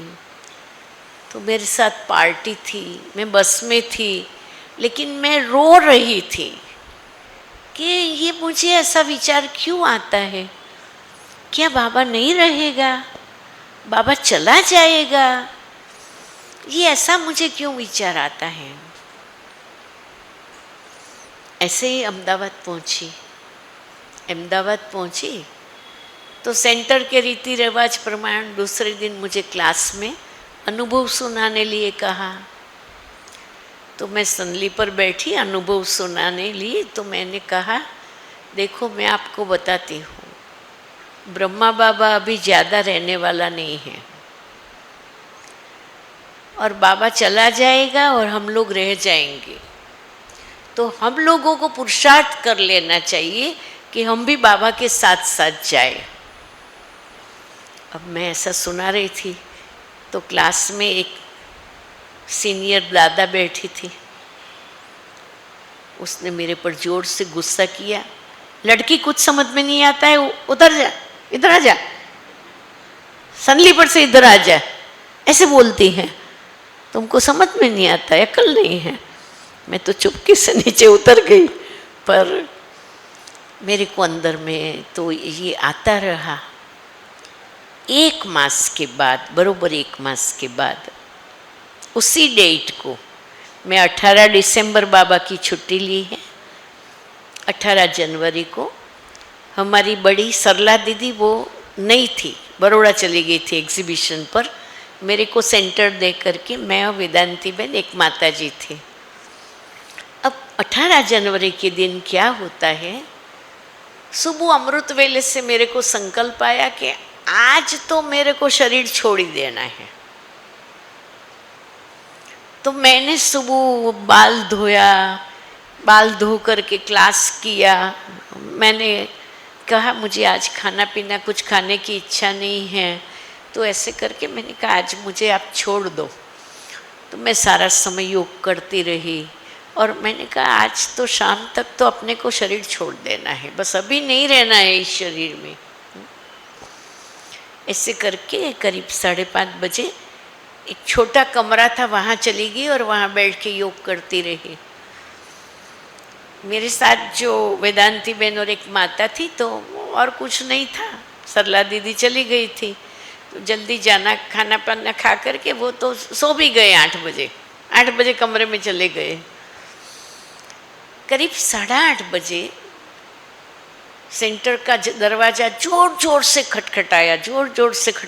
तो मैं तो योग में बैठी हुई थी, तो फिर एकदम उठी और उठ करके जाके मैंने गेट खोला तो वो भाई ने बोला बाबा मर गया। माना बाबा ने शरीर छोड़ दिया, ब्रह्मा बाबा मर गया। वो तो सुना के चला गया। अब मैं सुन करके एकदम स्तब्ध हो गई, कुछ समझ में नहीं आवे मैं क्या करूं। फिर दरवाजा बंद करके अंदर जाके देखा तो वो लोग तो सोए हुए थे। मैंने उन्हों को जगा करके कहा, भाई सुना? बोला क्या? मैंने कहा बाबा मर गया, ऐसा सुना कि गया वो भरत भाई। बोला नहीं, मैंने कहा ऐसा वो बोल के गया। फिर तो फोन पर फोन आते रहे, बाबा ने शरीर छोड़ दिया था। लेकिन मुझे हुआ कि मैं क्यों उठी दरवाजा खोलने के लिए? मेरे को आज जाने का प्रोग्राम था, मैं उठी क्यों?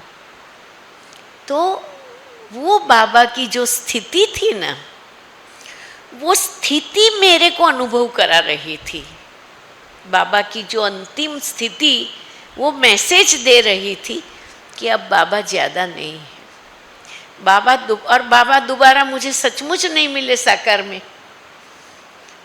उसके बाद बाबा को साकार में मिल नहीं पाए।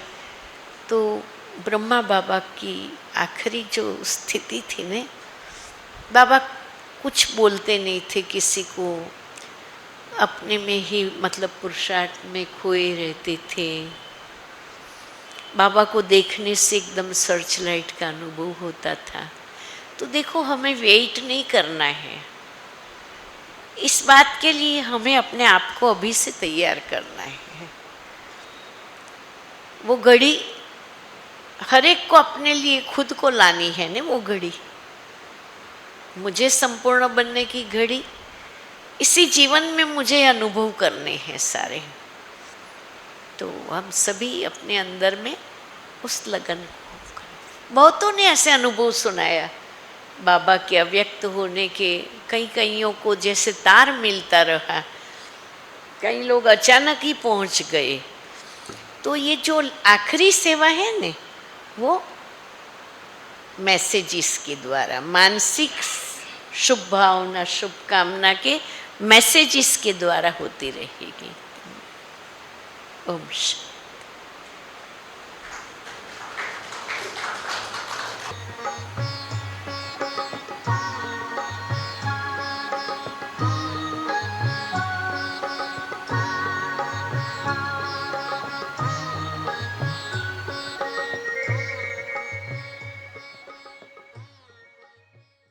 शांति।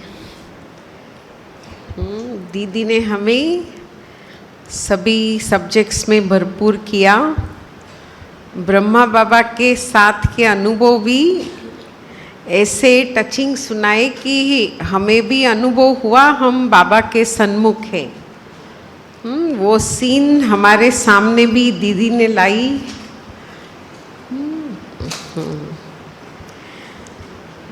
और कुछ भाई बहने और कोई प्रश्न पूछना चाहते हैं? हाँ हाँ, पूछ आओ। किसी के मन में कुछ भी प्रश्न है तो आइए। हाँ दीदी जी, आपसे एक प्रश्न है। मेरा प्रश्न का थोड़ा सा उत्तर तो मिल गया, लेकिन जब सेवा करते हैं, पुरुषार्थ को भी बैलेंस करना, सेवा भी करना, कई बार आपने भी बोला था टाइम नहीं मिलता है खाने का व सोने का, तो शरीर के ऊपर इतना अटेंशन नहीं दे सकते हैं। तो कैसे बैलेंस करना, सेवा और पुरुषार्थ और शरीर को भी कैसे बैलेंस करना? उसके लिए ही दिनचर्या बनाकर उस पर चलने का आदत डेवलप करना है। अगर वो आदत बन गई है तो आपको कितना भी ऊंचाई नीचाई होंगी, उसमें आपकी तबीयत को भी असर नहीं आएगी। इसलिए अपनी दिनचर्या बनाना है और हमको बैलेंस से प्लानिंग करना चाहिए न। जो हमें नुकसान करे ऐसी सेवा को सेवा नहीं बोला जाता है, उसको अवॉइड करना चाहिए।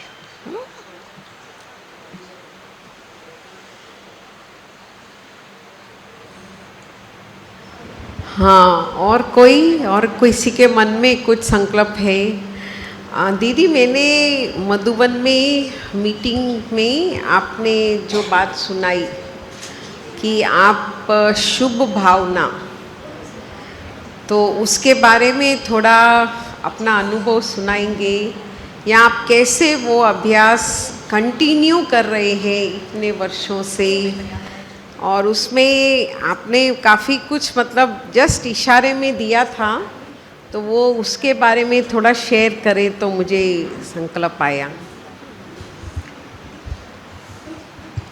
देखो, व्यक्ति के जीवन में भाव और भावना, भाव क्या है? फीलिंग है। वो जो फीलिंग वो शब्दों का रूप लेता है, चिंतन का रूप लेता है, उससे भावना बनती है। मुझे किसी में भाव हो गया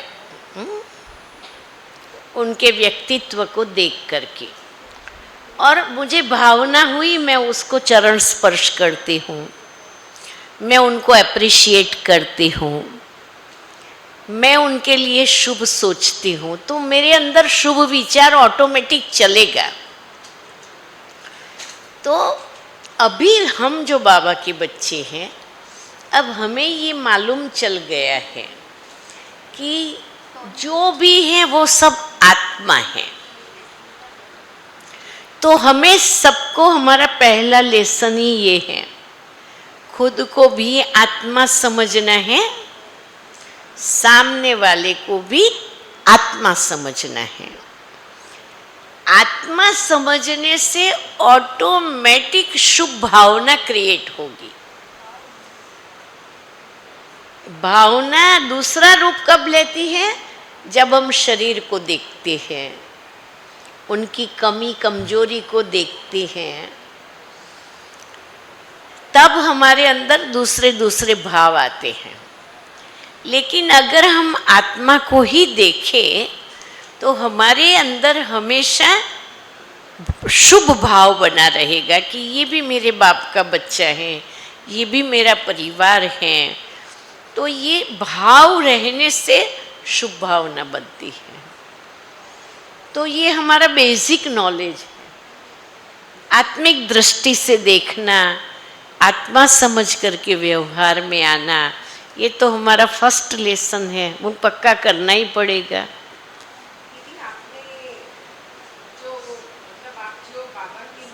के हिसाब से जो भी शुभ भावना के लिए जो किताब बनी है तो वो पढ़ते हैं और वो अभ्यास में लाते हैं, वो भी थोड़ा। बाबा जब बाबा के अव्यक्त के 40 साल हुए न, तब एक पुस्तक बाहर पड़ी है और उसमें जितनी मुरलियाँ चली हैं तब तक की, उसके अंदर शुभ भावना और शुभ कामना के बारे में बाबा ने जो कहा है न, वो अंदर लिखा हुआ है। तो अभी तक 10 बारी तो मैं वो पुस्तक पढ़ चुकी हूँ, अभी 11वीं बार पढ़ रही हूँ। इस बार जो पढ़ रही हूँ ने, तो मैं क्या करती हूँ, हर दिन पुस्तक खोलती हूँ और जो पेज निकलता है उसको आज की डेट लगा देती हूँ। वो आज के लिए मेरी शुभ भावना का पुरुषार्थ है। तो इतना अच्छा फील होता है। पहले एक बार पढ़ लेती हूँ, फिर अंडरलाइन करके पढ़ती हूँ, और फिर रात को सोने के पहले मैं देख लेती हूँ कि उसमें जो कही हुई बातें हैं उसको मैंने अपने प्रैक्टिकल जीवन में आज में कितना अप्लाई किया। तो मैंने वो बुक मंगाई है आज के दिन का जो निकला है ना वो फिर मैं आपको सुनाती हूँ। दीदी मैंने जब सुनाया तो वो बुक तमिल में भी है, ऐसे सुनाया। तमिल में भी वो छपी है किताब, तो बहुत मतलब अच्छी है। अगर केवल एक वो पुस्तक और दूसरी अमृत वेला, ये दो का हमेशा अध्ययन करना चाहिए। अमृत वेला पावरफुल हो तो भी करना चाहिए, उसमें इतने गुह्य राज छुपे हुए हैं। रोज एक एक पैरा पढ़ने का, ज़्यादा नहीं पढ़ने का, जीवन में धारण करने के हिसाब से।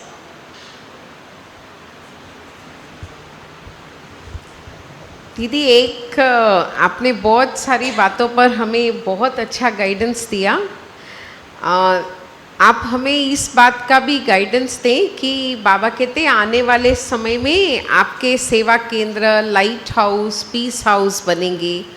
ऐसे अनेक आत्माएं आएंगी और अंजलि लेकर मुक्ति, जीवन मुक्ति का वर्षा बस 5-5 मिनट में लेकर जाएगी। तो उस समय हम सभी का रोल, सेंटर का रोल, क्योंकि अभी क्लास योग तो सब चलता है, आने वाले भाई बहनों से भी बात करते हैं, फिर कभी कुछ व्यर्थ भी उसमें आ जाता है। तो सेंटर का वायुमंडल पावरफुल है, लेकिन ये सब भी होने के कारण इतना वो जैसे पीस हाउस कहे ऐसा कई सेंटर्स है भी छोटे, जगह भी नहीं है, तो वहाँ सबसे मिलना भी पड़ता है, कारोबार भी करना पड़ता है, फिर सेवाएं भी सब वहाँ ही चलती है। तो आने वाले समय में जो बाबा कहता है कि बस सेकंड में आके वर्षा लेकर जाएंगे, तो उसके बारे में थोड़ा पर्सनली हमें और फिर सेंटर के लिए आपकी क्या प्रेरणाएं हैं? जब हम शांति की बात करते हैं तो उसका मतलब ये नहीं हो कि हम बोलेंगे नहीं या हम बात नहीं करेंगे या सेंटर पर कोई चीज़ वस्तु का आवाज़ नहीं होगा, ऐसी बात नहीं है। शांति वो हमारी मन की स्थिति के वाइब्रेशन बहुत पावरफुल होंगी कि हमारी वो शांति ऐसे ही नेचुरल फैली हुई महसूस होगी। पर पहले वो शांति हमें महसूस होनी चाहिए कि हम हमेशा मतलब पीसफुल रहे, हमारी पीसफुल स्टेज हो। तो वो पीसफुल जैसे अगरबत्ती जलाने से खुशबू होती है, वैसे हमारी पीसफुल स्टेज होंगी न, तो वो नेचुरली हमारे आसपास वालों को महसूस होगा कि ये बहुत शांत है, अथवा इनके पास बहुत शांति की अनुभूति हो रही है। तो वो हमारे करने से होगी, और उसके लिए तो हर एक को खुद को ही अटेंटिव रहना पड़ेगा। जैसे मुझे अभ्यास है, हमारे बहुत कारोबार होते हैं, लेकिन कभी मैं 8 दिन 10 दिन हो जाता है तो एक दिन एकांत में साइलेंस में चली जाती हूँ। घर में कारोबार होता है, मैं देखती हूँ कारोबार है, मिलने वाले होंगे, सब भी होंगे, फिर भी मैं 10 मिनट शांति में चली जाती हूँ अपने आप को। तो खुद को ब्रेक करने का कारोबार से और अपने वो स्टेज में वो हमको करना पड़ेगा। आज की तारीख है,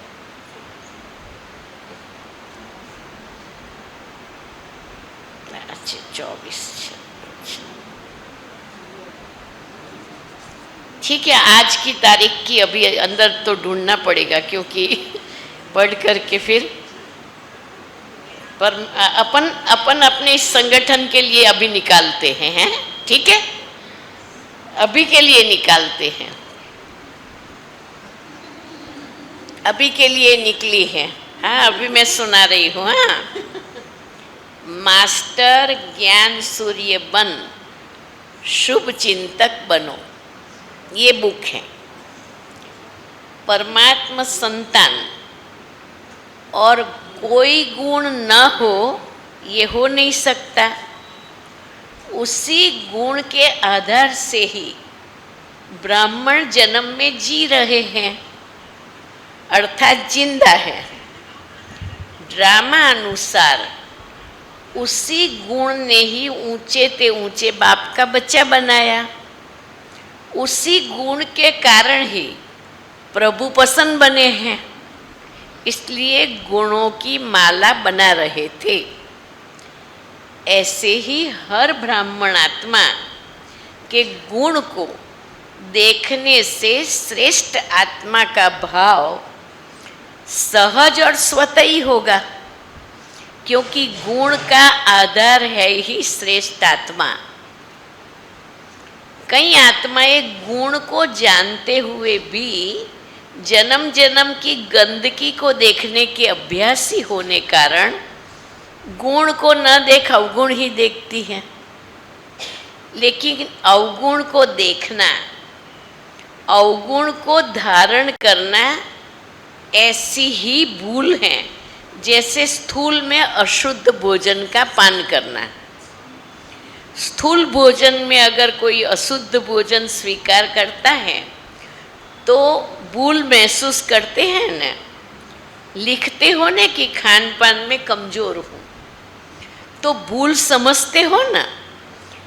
ऐसे अगर किसी का अवगुण अथवा कमजोरी स्वयं में धारण करते हो तो समझो अशुद्ध भोजन खाने वाले हो। सच्चे वैष्णव नहीं, विष्णु वंशी नहीं, लेकिन राम सेना के हो जाएंगे। इसलिए सदा गुण ग्रहण करने वाले गुण मूर्त बनो। अवगुण तो कीचड़ा है ना। अगर देखते भी हो तो मास्टर ज्ञान सूर्यबन कीचड़े को जलाने की शक्ति शुभ चिंतक है। कीचड़े को जलाने की शक्ति शुभ चिंतक है।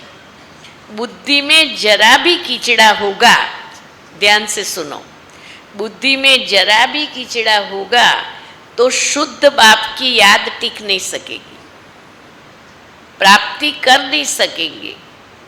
गंदगी को धारण करने की एक बार भी अगर आदत डाल दी तो बार बार बुद्धि गंदगी के तरफ न चाहते हुए जाती रहेगी, और रिजल्ट क्या होगी? वो नेचुरल संस्कार बन जाएगा गंदगी वाला। फिर उन संस्कारों को परिवर्तन करने में मेहनत और समय लग जाता है। दूसरे का अवगुण वर्णन करता है, अर्थात स्वयं भी परचिंतन के अवगुण के वशीभूत होना है। लेकिन ये समझते नहीं हो, दूसरों की कमजोरी वर्णन करना अपने समाने की शक्ति की कमजोरी को जाहिर करना है। किसी भी आत्मा को सदा गुण मूर्त से देखो। अगर किसकी कोई कमजोरी है भी, मर्यादा के विपरीत कार्य है भी, तो बाप दादा की निमित्त बनी हुई सुप्रीम कोर्ट में ले जाओ। खुद ही वकील और जज नहीं बन जाओ। भाई भाई का नाता भूल वकील जज बन जाते हो। इसीलिए भाई भाई की दृष्टि टिक नहीं सकती है। केस दाखिल करने की मना नहीं है, लेकिन मिलावट और ख़यानत नहीं करो। जितना हो सके शुभ भावना से इशारा दे दो। न अपने मन में रखो, न औरों को मन मनाभव होने में विघ्नरूप बनो। सुना भाई? लाओ ये अब ये मुलाकात की तारीख लिख देवे।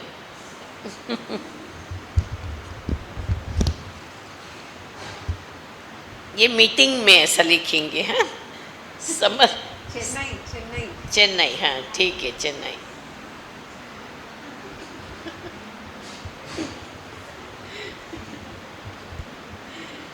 मैं पढ़ करके पेन अंदर ही रख देती हूँ।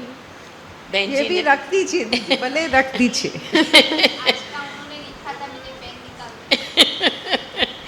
अंदर ही रख देती हूँ क्योंकि पेन चाहिए, निकल जाएगा तो फिर अभी ढूंढना पड़ेगा।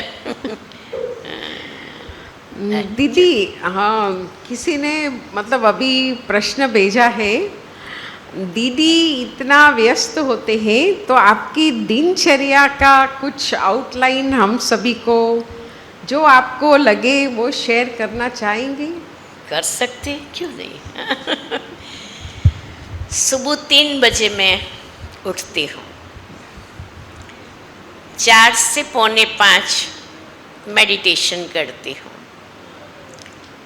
पौने 5 के बाद 5:30 तक एक्सरसाइज करती हूँ। 5:30 के बाद तैयार होके 6:30 बजे मुरली क्लास में जाती हूँ। 6:30 से 8 बजे तक मुरली क्लास में रहना और फिर बाद में भाई बहनों के मिलना आदि। मुरली क्लास के बाद फिर आधा घंटा वॉक करने जाती हूँ। वॉक करने जाने के बाद आके नाश्ता करती हूँ। नाश्ते के बाद 9 to 12 जो सेवा का कारोबार होता है वो करते, बीच में मैं लक्ष्य रखती हूँ आधा घंटा 15 मिनट योग का निकाल देती हूँ, जाके योग में बैठती हूँ। फिर 12 से 1 के बीच में भोजन करने का, कभी 12:15 भी होता बैठने में, कभी 12:30, कभी कोई गेस्ट के साथ करते हैं। 1 बजे भोजन करने के बाद कमरे में जाती हूँ। कमरे में सोती नहीं हूँ, पर कुछ व्हाट्सएप के न्यूज़ देखने होते हैं, ईमेल्स देखने होते हैं, मैसेजेस देखने होते हैं, मैसेजेस देने होते, वो सब करती हूँ। उसके बाद फिर एक 15 मिनट आधा घंटा ऐसे रिलैक्स हो जाती, सोती नहीं हूँ, नींद नहीं करती हूँ।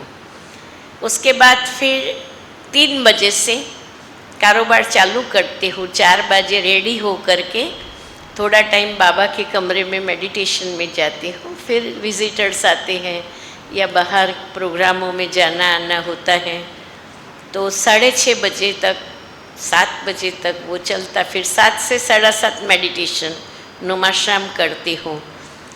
7:30 बजे भोजन कर लेती हूँ।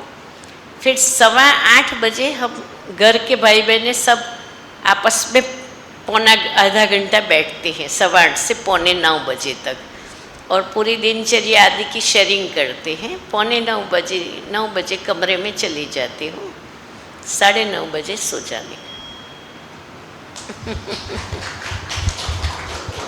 बहुत अच्छा दीदी, हम भी जितना हो सके फॉलो करेंगे, क्योंकि गीता पाठशालाओं में भी जाना होता है, सेवाएं भी होती है। लेकिन बहुत अच्छा, तो हमें भी गाइडेंस मिली। दीदी, सभी जो आए हैं जस्ट शॉर्ट में सभी का परिचय आपको कराएं। तो 40 साल से ज़्यादा जो भाई बहनें बाबा के यज्ञ में समर्पित है, मोर देन 40 years, वे हाथ हिलाएं। नहीं, खड़े हो जाए, खड़े हो जाएं। 40 years एंड अबव सभी देखेंगे ना। वाह, समर्पित है ना, 40 years। वाह, 30 to 40 years,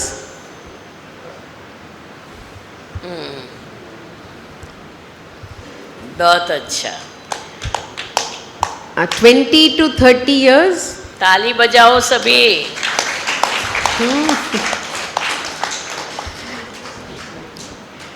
10 to 20 years,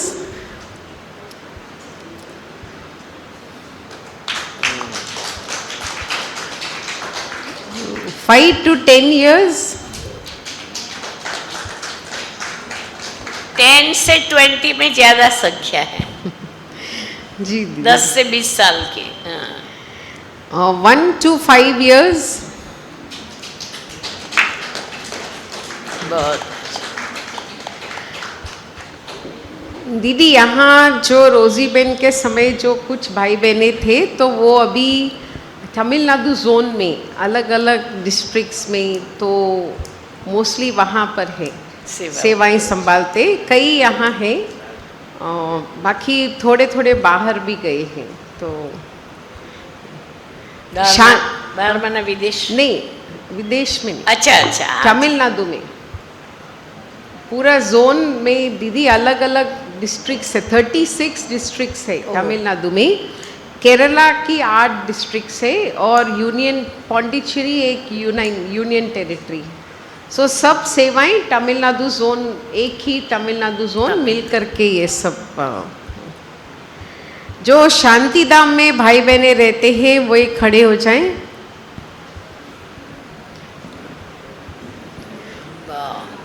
इधर इधर है, इधर है।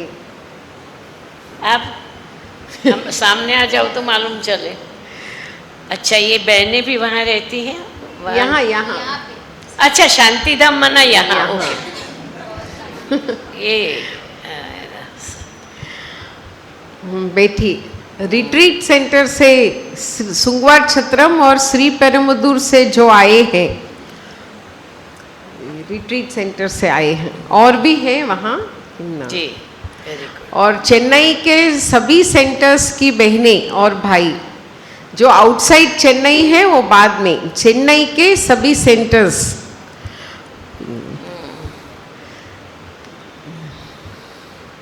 बहुत अच्छा, बहुत अच्छा, बहुत अच्छा, वेरी गुड। जो बाहर से आए हैं, तिरुतनी, कांचीपुरम, उड़मलपेट, वे खड़े हो। हाँ, शिव कुमार भाई अभी सेलम में है, वैसे शांतिधाम निवासी ही। हाँ जी जी, बहुत अच्छा। ये सब एक ही जगह से? नहीं दादी, अलग अलग। आप राधास्टर तिरुतनी, यहाँ से 3 घंटा दूर। सो हम सभी दीदी का बहुत बहुत शुक्रिया करेंगे। और अभी हमें दीदी जी विशेष, हाँ, हम सभी के लिए स्लोगन लेकर आए हैं, टोली लेकर आए हैं, और एक ब्यूटीफुल एंजल लेकर आए हैं। हाँ तो हम ऐसा एंजल लाइक बनेंगे और दीदी को इतनी पालना का रिटर्न देंगे। और मैंने दीदी को रिक्वेस्ट किया कि दीदी के सामने हम हर एक भाई बहने कुछ सेकंड्स के लिए दीदी के सामने बैठ के दीदी की दृष्टि मिले हमें। तो दीदी ने हाँ कहा है। तो उसके लिए भी दीदी को बहुत बहुत थैंक्स।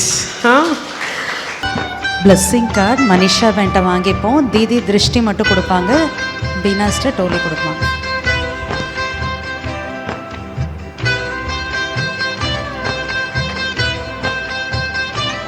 आप दृष्टि यूं ही देते रहो बाबा, आप दृष्टि यूं ही देते रहो बाबा, सुख सागर में गहरे उतर 30 வருஷத்துக்கு மேலே இருக்கக்கூடிய பிரதர்ஸ் மந்திரங்கள், में गहरे சகோதரர்கள் 30 வருஷத்துக்கு மேலே இருக்கிறவங்க